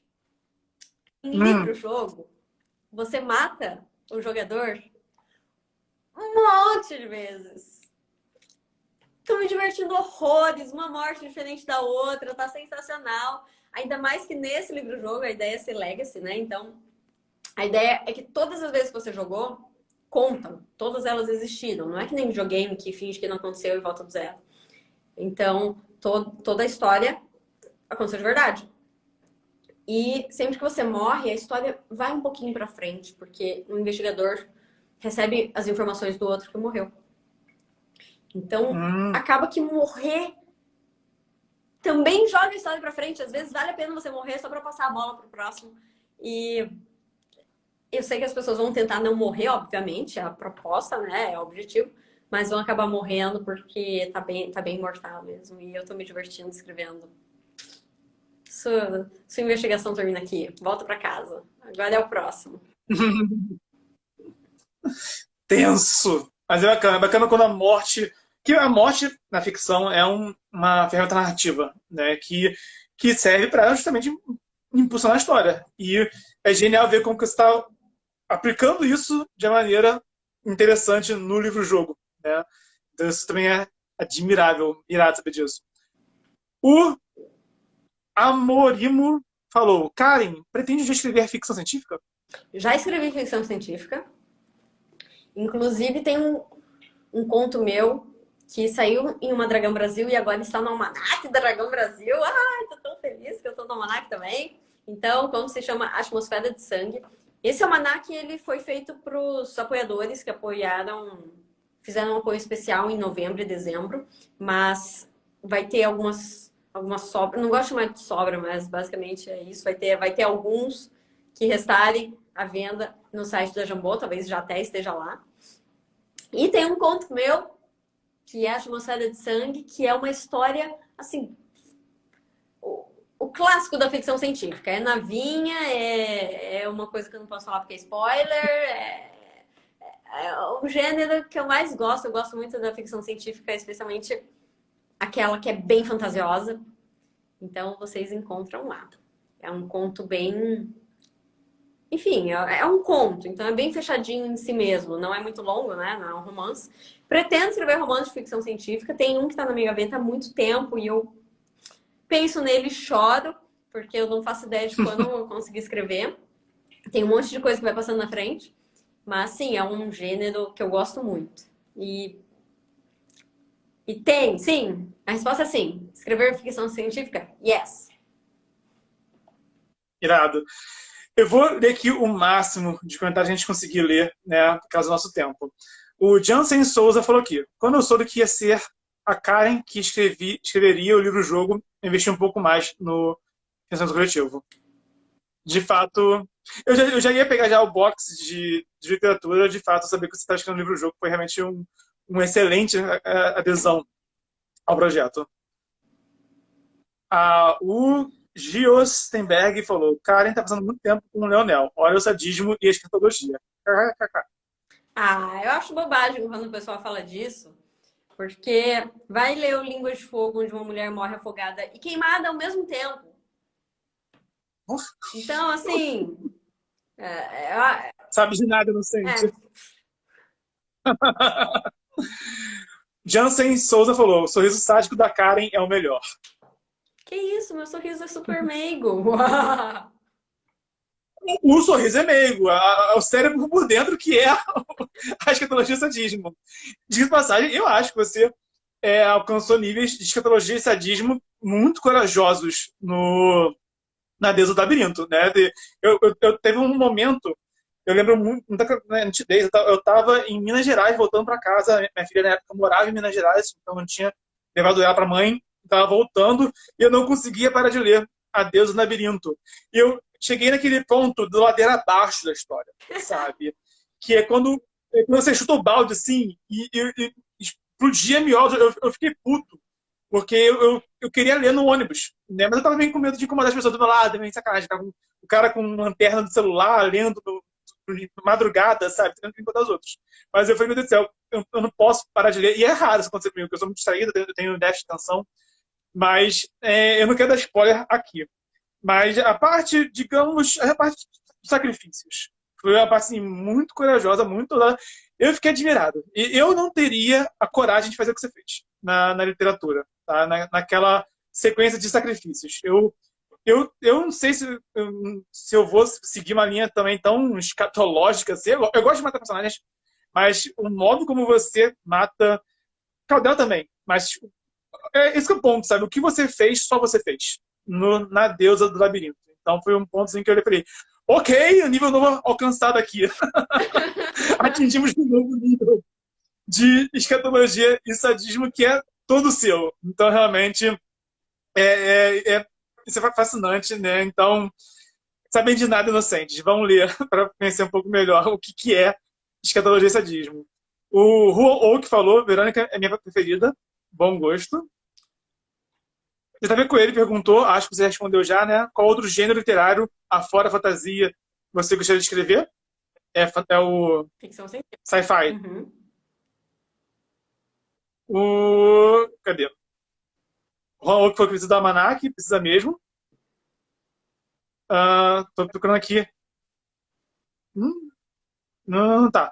Gente, foram muitos comentários e se eu ficar aqui catando, a gente vai ficar um século aqui só.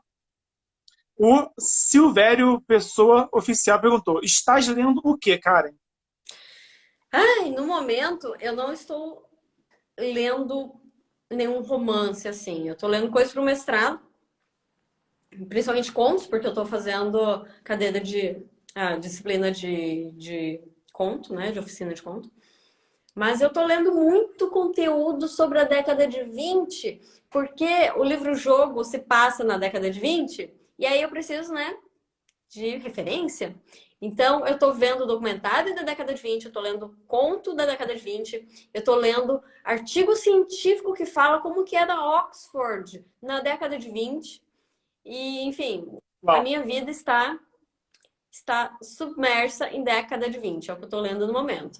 E, geralmente assim, quando eu começo a escrever um romance, ou, enfim, um livro, né, um livro-jogo, eu não consigo muito me concentrar num romance de entretenimento. Eu fico muito focada nas minhas leituras de referência. Então, é isso que eu estou fazendo no momento. Alguém perguntou aqui se pode começar a ler Tormenta pela Deus do Labirinto. Pode sim, pode sim. É um livro volume único, assim, pode ler sem problema. O Davi Coelho perguntou aqui. Não, não perguntou, ele comentou. Irado o processo de desenvolvimento da Karen. O Frederico Fetter perguntou: escreveria um livro com um deus menor protagonista? Esperta essa pergunta, mas perspicaz essa É pergunta. muito boa essa pergunta, muito boa. Como protagonista, eu acho que não. Assim, a resposta geralmente seria sim. A resposta seria sim para tudo. Mas eu sei que não é isso que ele está perguntando, é outra coisa que ele está perguntando. Então, para essa outra coisa, a resposta é não. Olha aqui na prática o que você ensinou sobre escrita, sobre diálogo, né? Como que a pessoa não pergunta aquilo que ela pensa e como ela tem um objetivo, né? As duas coisas ao mesmo tempo, né? A pergunta não foi direta e tinha objetivo direto. Esse pessoal tá muito ligeiro, que isso? Mas, tipo, considerando que, por exemplo, o Terceiro Deus é um livro de níveis épicos, né? Tudo é possível, né? Teremos um dia um outro livro focado em níveis épicos, em Tormenta? Ou seu, de qualquer forma, talvez em Mirídia? Enfim, essa é a mesma pergunta. É a resposta que eu dou para. Ah, não. A resposta que eu dou é É. sim, escreveria. Não, o próximo livro não é Uhum. sobre isso. Ok.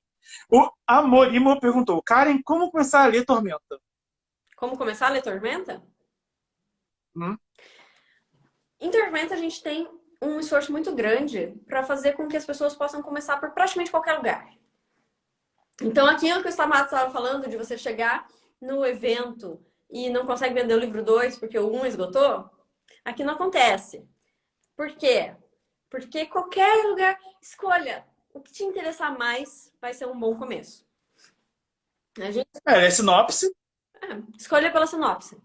A gente geralmente só recomenda você não começar por algo que esteja escrito 2 na capa. Tipo, Holy Avenger 2 não é um bom lugar para começar, começa pelo 1. Ou então, o Crânio e Corvo é um livro 2 da trilogia da Tormenta. Não comece pelo Crânio e Corvo, comece pelo Inimigo do Mundo. Em relação aos meus livros, você pode começar por qualquer um de Tormenta. Inclusive as crônicas. Crônicas 1, 2 e os 6 também. Exato. O Exodude falou: meu filho de 7 anos quer ler A Joia da Alma para ler A Deus no Labirinto. O que você tem a dizer sobre isso? Eu acho muito legal que seu filho esteja querendo ler. Isso geralmente é incentivo em casa, é um bom exemplo que você está dando. Ele está te vendo ler e quer ler por causa disso. E é sensacional. Essa é a forma certa de se formar leitores. Dito isso, eu não coloco minha mão no fogo se vocês querem dar os livros para crianças lerem. A Joia da Alma até que vai, mas A Deus no Labirinto eu recomendo fortemente que você leia primeiro e avalie de acordo com o desenvolvimento do seu filho se é uma boa ideia dar para ele ler ou não. Se o moleque já joga Mortal Kombat, já joga God of War, até vai. Mas se não for o caso, realmente pode ser, né? Pode dar um choque. O Bill Marquês falou aqui: o que você acha mais difícil? Alongar uma ideia para virar um romance ou reduzi-la para ser um conto? Acho mais difícil reduzir para ser um conto. Porém, o que acontece é O que acontece é que existem ideias que são feitas para ser romance e existem ideias que são feitas para serem contos. Até o momento, o que aconteceu comigo com mais frequência é eu ter uma ideia grande demais e ter que transformar em conto. Ainda não aconteceu de eu ter uma ideia que dá um conto e eu ter que transformar em romance. Não aconteceu ainda. Então, até o momento, eu diria que é mais difícil compactar o negócio. Às vezes, dependendo da demanda, por exemplo, eu não sei como é que foi para você escrever os contos que você escreveu, mas eu já passei já, por exemplo, de que escrever um conto. Aí eu comecei a ter uma ideia, aí eu falei, cara, não vai dar. Essa ideia que eu tô tendo vai virar um primeiro capítulo de um livro, né? Não vou conseguir escrever um conto bom e eu tô com outras coisas em andamento, então deixa pra lá, né? A ideia tem potencial, deixa pra lá. Inclusive, o conto que eu te mandei, o último conto que eu te mandei, uma curiosidade aqui, eu escrevi um começo de um conto, aí eu escrevi, eu recomecei, tipo, voltei, não vou, mas aí outro ponto, escrevi. Não, mas aí outro ponto, escrevi de novo. Aí nesse momento eu falei, não, tá não. E aí eu deixei pra lá essa ideia, era uma ideia muito boa. Mas eu falei, cara, não tava saindo, não tava desenrolando, né? Eu, sinceramente, cheguei e falei, deixa pra lá, não vou conseguir escrever, não vai dar tempo de mandar pra Karen que ela me pediu. E aí, eu fui até foi o quê? Foi uma quinta-feira, sexta-feira, que eu desliguei tudo aqui, era madrugada, 4 da manhã, sabe? Desliguei tudo, virei fundo e tive uma ideia. E eu fiquei, veio a ideia.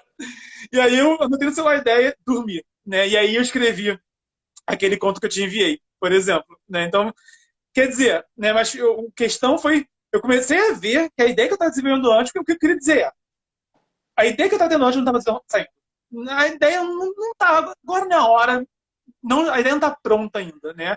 E aí, nesse esforço de espremer a mente, saiu uma ideia que eu, ok, agora sim consegui um ponto, né? Início, meio, fim, uma história bacana e tal, fechou, sabe?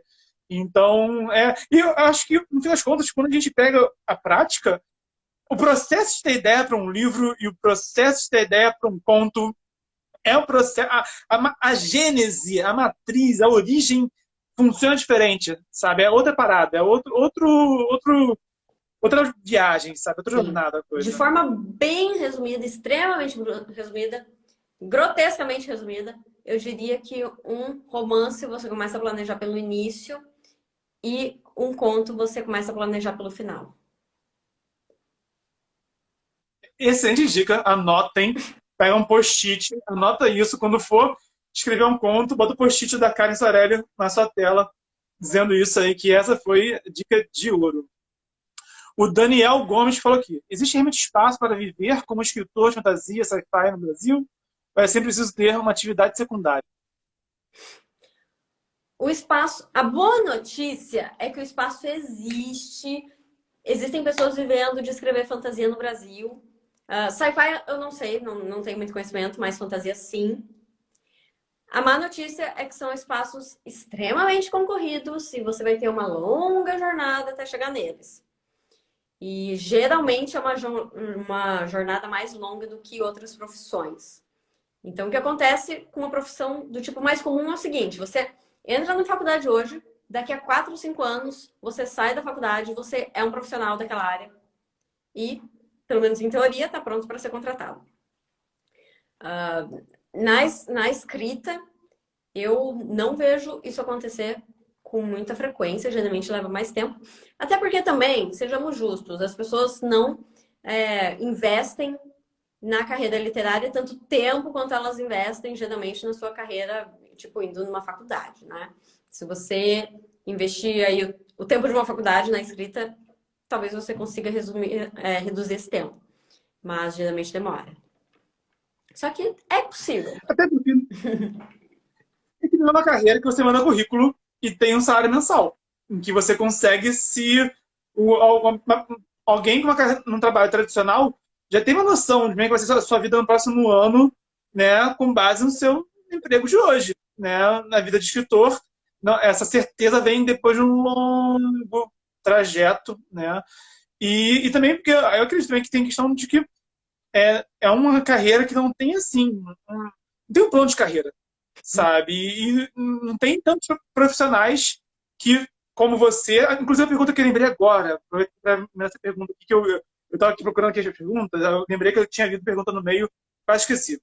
Mas não tem tantos profissionais esclarecendo, né, como que é a carreira, como que é o mercado, como tem você. Por exemplo, o que leva a pergunta que foi feita é se você vai voltar a fazer o diário de escrita. Ah, diário de escrita. Diário de escrita eu deveria estar fazendo. Para quem não sabe, o diário de escrita é de uma live semanal que eu fazia com outros dois escritores e com vários escritores ou aspirantes a escritores que participavam pelo chat. Então, nós mantínhamos e ainda mantemos uma planilha de metas, onde você anota qual é a sua meta de escrita. Na semana seguinte, você volta para anotar quanto que você efetivamente escreveu. E a live era basicamente isso. Era eu e esses dois escritores lendo a planilha do pessoal que acompanhava pelo chat e falando, bom, eu planejei escrever 1.500 palavras essa semana, só que eu não consegui, por isso e aquilo. Ou então, eu consegui, eu extrapolei, eu escrevi 3.000 e por isso e aquilo. Então, a ideia era incentivar todo mundo a colocar na sua agenda. Geralmente, eu falo em meta em palavras, mas eu sempre recomendo a pessoa começar com uma meta em horas. Quantas horas você vai escrever essa semana?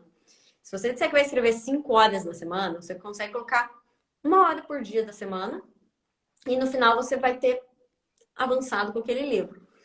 Então, muitas vezes as pessoas não conseguem terminar os seus livros porque elas não separam tempo para isso. E a ideia era justamente fazer isso, incentivar mais pessoas a fazerem.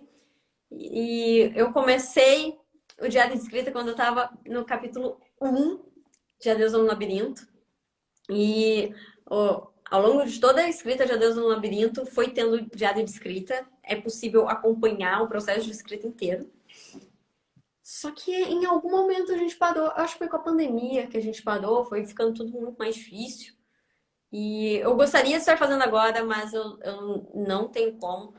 Mesmo porque com a pandemia o meu trabalho aumentou muito. Eu, além de escrever os livros, eu faço mestrado de escrita criativa na PUC e eu estava trabalhando como gerente de comunicação da Jambô. Agora eu estou um pouquinho afastada do cargo, porque eu não estava dando conta, mas eu continuo fazendo um monte de coisa e as coisas, o volume de trabalho só aumentou e eu não estou conseguindo fazer live. Aliás, eu não tô conseguindo fazer nada. Eu fazia o podcast da Dragão Brasil, eu tive que pedir um tempo. E eu estar aqui hoje é uma coisa assim totalmente fora de padrão. E por incrível que pareça, amanhã vai acontecer outra coisa fora de padrão, porque eu vou estar no YouTube do Jovem Nerd falando especificamente sobre o livro-jogo do Nerdcast RPG. Mas são umas escapadas, assim, até para ter como eu disse, ter um pouco de contato humano, mas não tô conseguindo fazer live. Eu quero voltar a fazer. Fico infinitamente honrado de você estar aqui, né? Que realmente eu compreendo que é difícil para todos nós estar aqui, né? Então, o fato de você estar aqui, você estar tão enrolada como estamos, né? E com tanto trabalho épico em desenvolvimento, você dá um tempinho aqui para bater papo com a gente, eu fico assim de coração muito elogiado. Então, você tem que agradecer pelo carinho, pelo tempo, pelo esforço de estar aqui. Eu que agradeço o convite, era assim, não dá para recusar. Que honra. Rolando muitos comentários aqui sobre classe, o Mano Guerreiro aqui. O Juan Oak falou Mano Guerreiro, o Fernando Merizio falou Mano Selvagem Arcanista, o Necromancer falou Mano Guerreiro. Pô, cara, teu nick Necromancer e tá aqui com o Mano Guerreiro? Enfim, hipocrisia. Tô brincando, tá?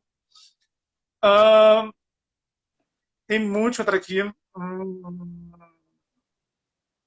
Alguém falou que, pô, tô lendo Desenho Labirinto, tomara pra não tomar spoiler. Desculpa. Ih, já foi. Vê que foi tanto, né, que a gente foi falando, e aí, no final do livro?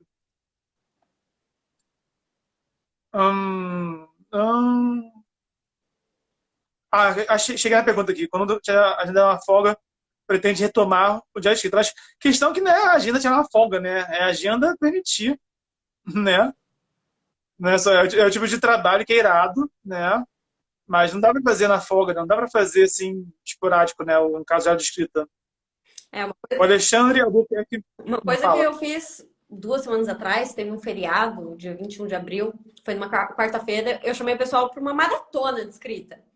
E não tinha live, mas era todo mundo num chat, conversando e escrevendo ao mesmo tempo, né?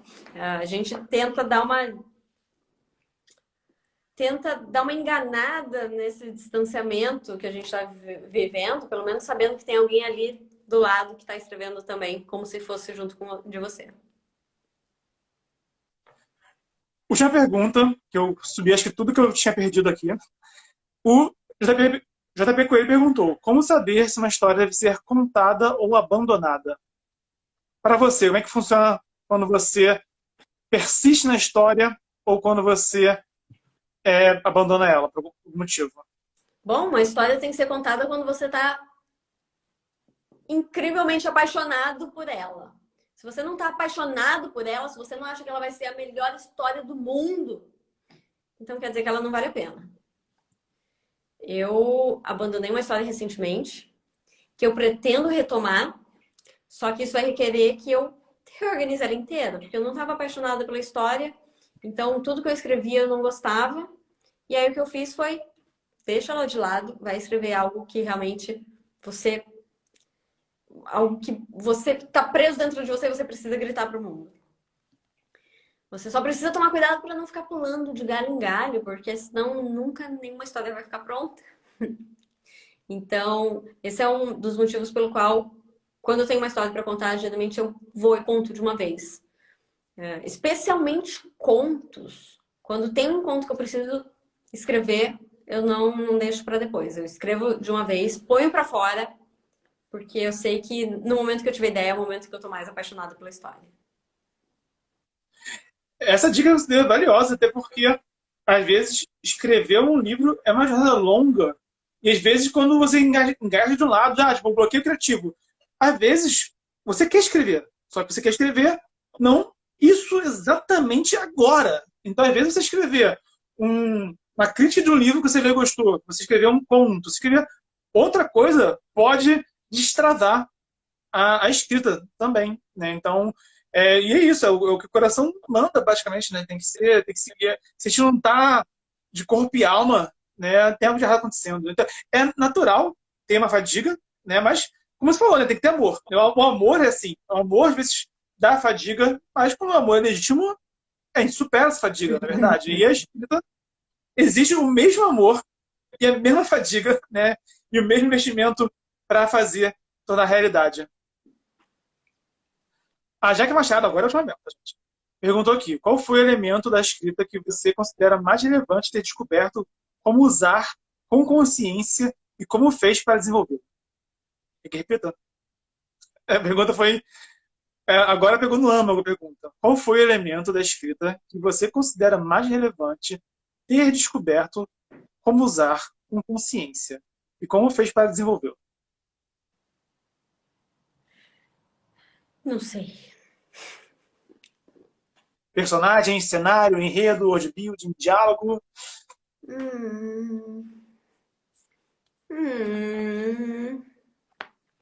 Eu diria que é a relação de um personagem com o outro, sendo que nenhum dos dois é o protagonista.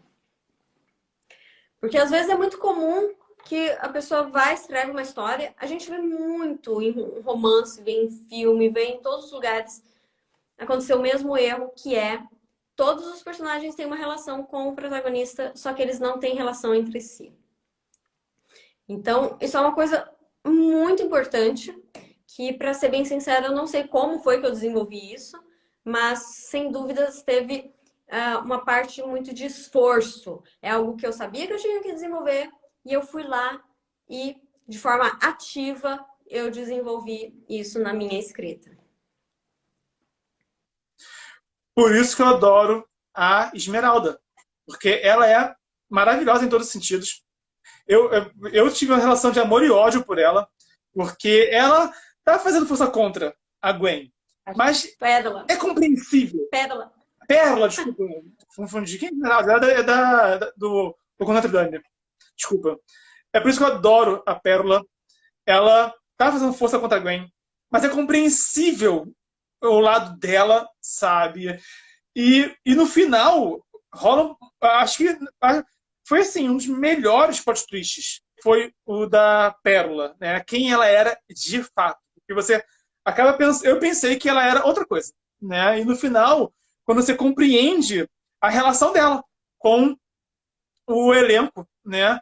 Sem dar spoiler também, sem dar spoiler, tá? Porque senão, né? Foda. Eu gostei muito também da relação dos irmãos mais novos do Minotauro. Esqueci o nome do Minotauro, que é o da Deus Labirinto. Ah, Gaio? Isso. E tem dois irmãozinhos, que é o Minotaurinho e a menininha. Né? A irmã humana e o Minotaurinho. E aí, os dois, a relação deles funciona muito bem. Né? Porque é a relação dos dois irmãozinhos, sabe? E aí são duas coisas que eu gostaria de falar aqui. No caso da Pérola, agora citei. Porque ela é uma personagem ativa na história. Né? Ela está ali participando. Né? E a relação dela conta muito. Para compreender ela e também para compreender o cenário. Já os irmãozinhos do Minotauro, eu sinto que eles funcionam mais para ambientar o mundo. Né? Você usou eles mais para ambientar a diversidade, a pluralidade, né? E também a tapista. Eles são um bom exemplo do que é tapista, né? Porque eles são crianças inocentes que não fazem ideia da posição que eles estão assim, predestinados a ocupar, né? E são crianças, são, sabe, tipo, eles são muito puros ainda, né? Mas você já sente o cheiro, sabe? Tipo, esses aqui, né? E sinceramente, eu ouso dizer que eles são, talvez seja até, talvez o Minotauro tenha sido assim, talvez a Pérola tenha sido também como a menininha também, num passado, né? Da infância deles. Então são dois exemplos assim que são três personagens que eu citei aqui, né? Que contribuem muito para a história de uma forma mais precisa, né? Mais sutil. Isso assim, é que nem quando a gente tem, por exemplo, eu falo muito, né? Quando a gente tem uma pintura ou uma tatuagem, eu aprendi isso quando eu estava sendo tatuado, que o tatuador ele falou, a tinta branca faz toda a diferença. A maioria não percebe, mas é um pequeno detalhe que a gente não toma consciência, mas a tinta branca faz toda a diferença. Então, assim como músicos têm ouvido aguçado para instrumentos, para afinação, assim como pintores, ilustradores têm o olho aguçado para a cor, o escritor acaba tendo esse olho aguçado, né, para a história. Então, esses exemplos aqui da Pérola, quase que eu de Esmeralda, da Pérola e dos irmãozinhos, né, Minotauro e da Humana, contribuem muito a essa história. São três excelentes personagens que contribuem muito bem pro livro e de forma muito sutil, muito precisa. Então acho que tem a ver com o que você falou, né, da relação entre personagens que não falei da Gwen, não falei da Verônica, não falei do Chabot, não falei do Christian, né, mas eles contribuem muito à história sem estar, né, quer dizer, falei da Gwen, mas só foi assim só. Mas enfim, né, eles contribuem muito sem que a relação deles com os heróis seja realmente o foco. Karen, muitíssimo obrigado pela sua presença. O seu trabalho é admirável, a sua contribuição para a literatura nacional, através da sua escrita, através de tudo que você fez já no seu canal, no Diário de Escritor, a sua contribuição também interna com a Jambô, a sua contribuição para o Tormenta 20 e para o Nerdcast. Não só você tem participado do gerenciamento do crowdfunding do Nerdcast também, Sim, né? fui gerente de comunicação Então, também. então tanto né, o seu trabalho interno no crowdfunding do Nerdcast e também agora na escrita do livro-jogo também. Isso tudo que você faz deixa o mercado editorial mais vivo, mais diversificado e mais poderoso. Então, eu só tenho só a agradecer por tudo que você faz, né, de coração, assim, admiro muito esse trabalho. E também muito obrigado por estar aqui com esse longo papo com a gente, mas que foi altamente enriquecedor, né? Eu já posso dizer que na hora que eu for editar ele para mandar ele para o YouTube, vou aprender muito relembrando o que você falou aqui, que foi muito enriquecedor. Enfim, obrigado. Fala aqui seus arrobas para quem não te conhece te encontrar também. Muito obrigada pelo convite, pessoal. Me sigam no Instagram, @Karen Soarelli. Eu estou numa campanha muito forte para chegar a 10 mil seguidores, porque se você não tem 10 mil seguidores no Instagram, você não pode colocar link. Então, por favor, deem um apoio aí. E sigam também no Twitter, Facebook, @KarenSuadeli em todos os lugares, YouTube e tudo mais. E eu tinha mais coisas para falar, peraí. Leiam o livro da Karen, leiam a Línguas de Fogo, leiam Joia da Alma, Deslabirinto. Não confundam os nomes dos personagens. Mas, pô, cara, isso é muito personagem, cara. Então, desculpa aí ter confundido o nome de muito personagem. Todos os meus livros estão disponíveis no site da jamboeditora.com.br. E eu disse que eu nunca mais estou fazendo live, mas na verdade eu estou fazendo stream de RPG toda quinta-feira, às 8 da noite, em twitch.tv/jamboeditora. Os episódios que ficaram para trás estão já no YouTube da Jambô, só que o legal é ver ao vivo, então depois, se você quiser, pode fazer maratona, mas venha assistir ao vivo conosco. E especificamente amanhã, se você está assistindo ao vivo, né? Amanhã vamos fazer uma live no canal do Jovem Nerd falando sobre o livro-jogo do Nerdcast RPG. Vai ser às 6h30 da tarde. E logo em seguida vai ter a mesa de RPG na Twitch. É isso. Karen, muito obrigado. Uma honra. Senhores. Peraí, lembrei o que eu ia falar. Eu ia falar o seguinte, que é super voltado para escritores. É importante falar do Papo de Autor. Entre no nosso grupo, papodeautor.com.br/grupo. Digite isso aí no navegador, que você vai parar no nosso grupo do Facebook, que tem vários autores que trocam experiências, dão dicas uns para os outros, opiniões, e isso é muito enriquecedor para todo mundo que está lá. Então, você pode vir participar do grupo conosco. Tem o link na sua bio? Sei lá. Tomara que tenha. Se não tem. papodeautor.com.br/grupo. Não tem erro. Minha memória é péssima, eu tenho déficit de atenção. Então, é bom deixar os links dos arrobas. O Jansen Souza falou: amanhã tem Fim dos Tempos, comemorando. A Hilariana Purpúria, fantástica. A Camila Luísa SGL falou: é uma alegria acompanhar você como a Ayla.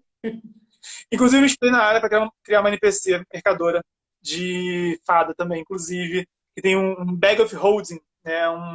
Acho que sei como é que é o nome em português. Mas é uma mochila em que sai tudo, só que é uma bolsa pequenininha.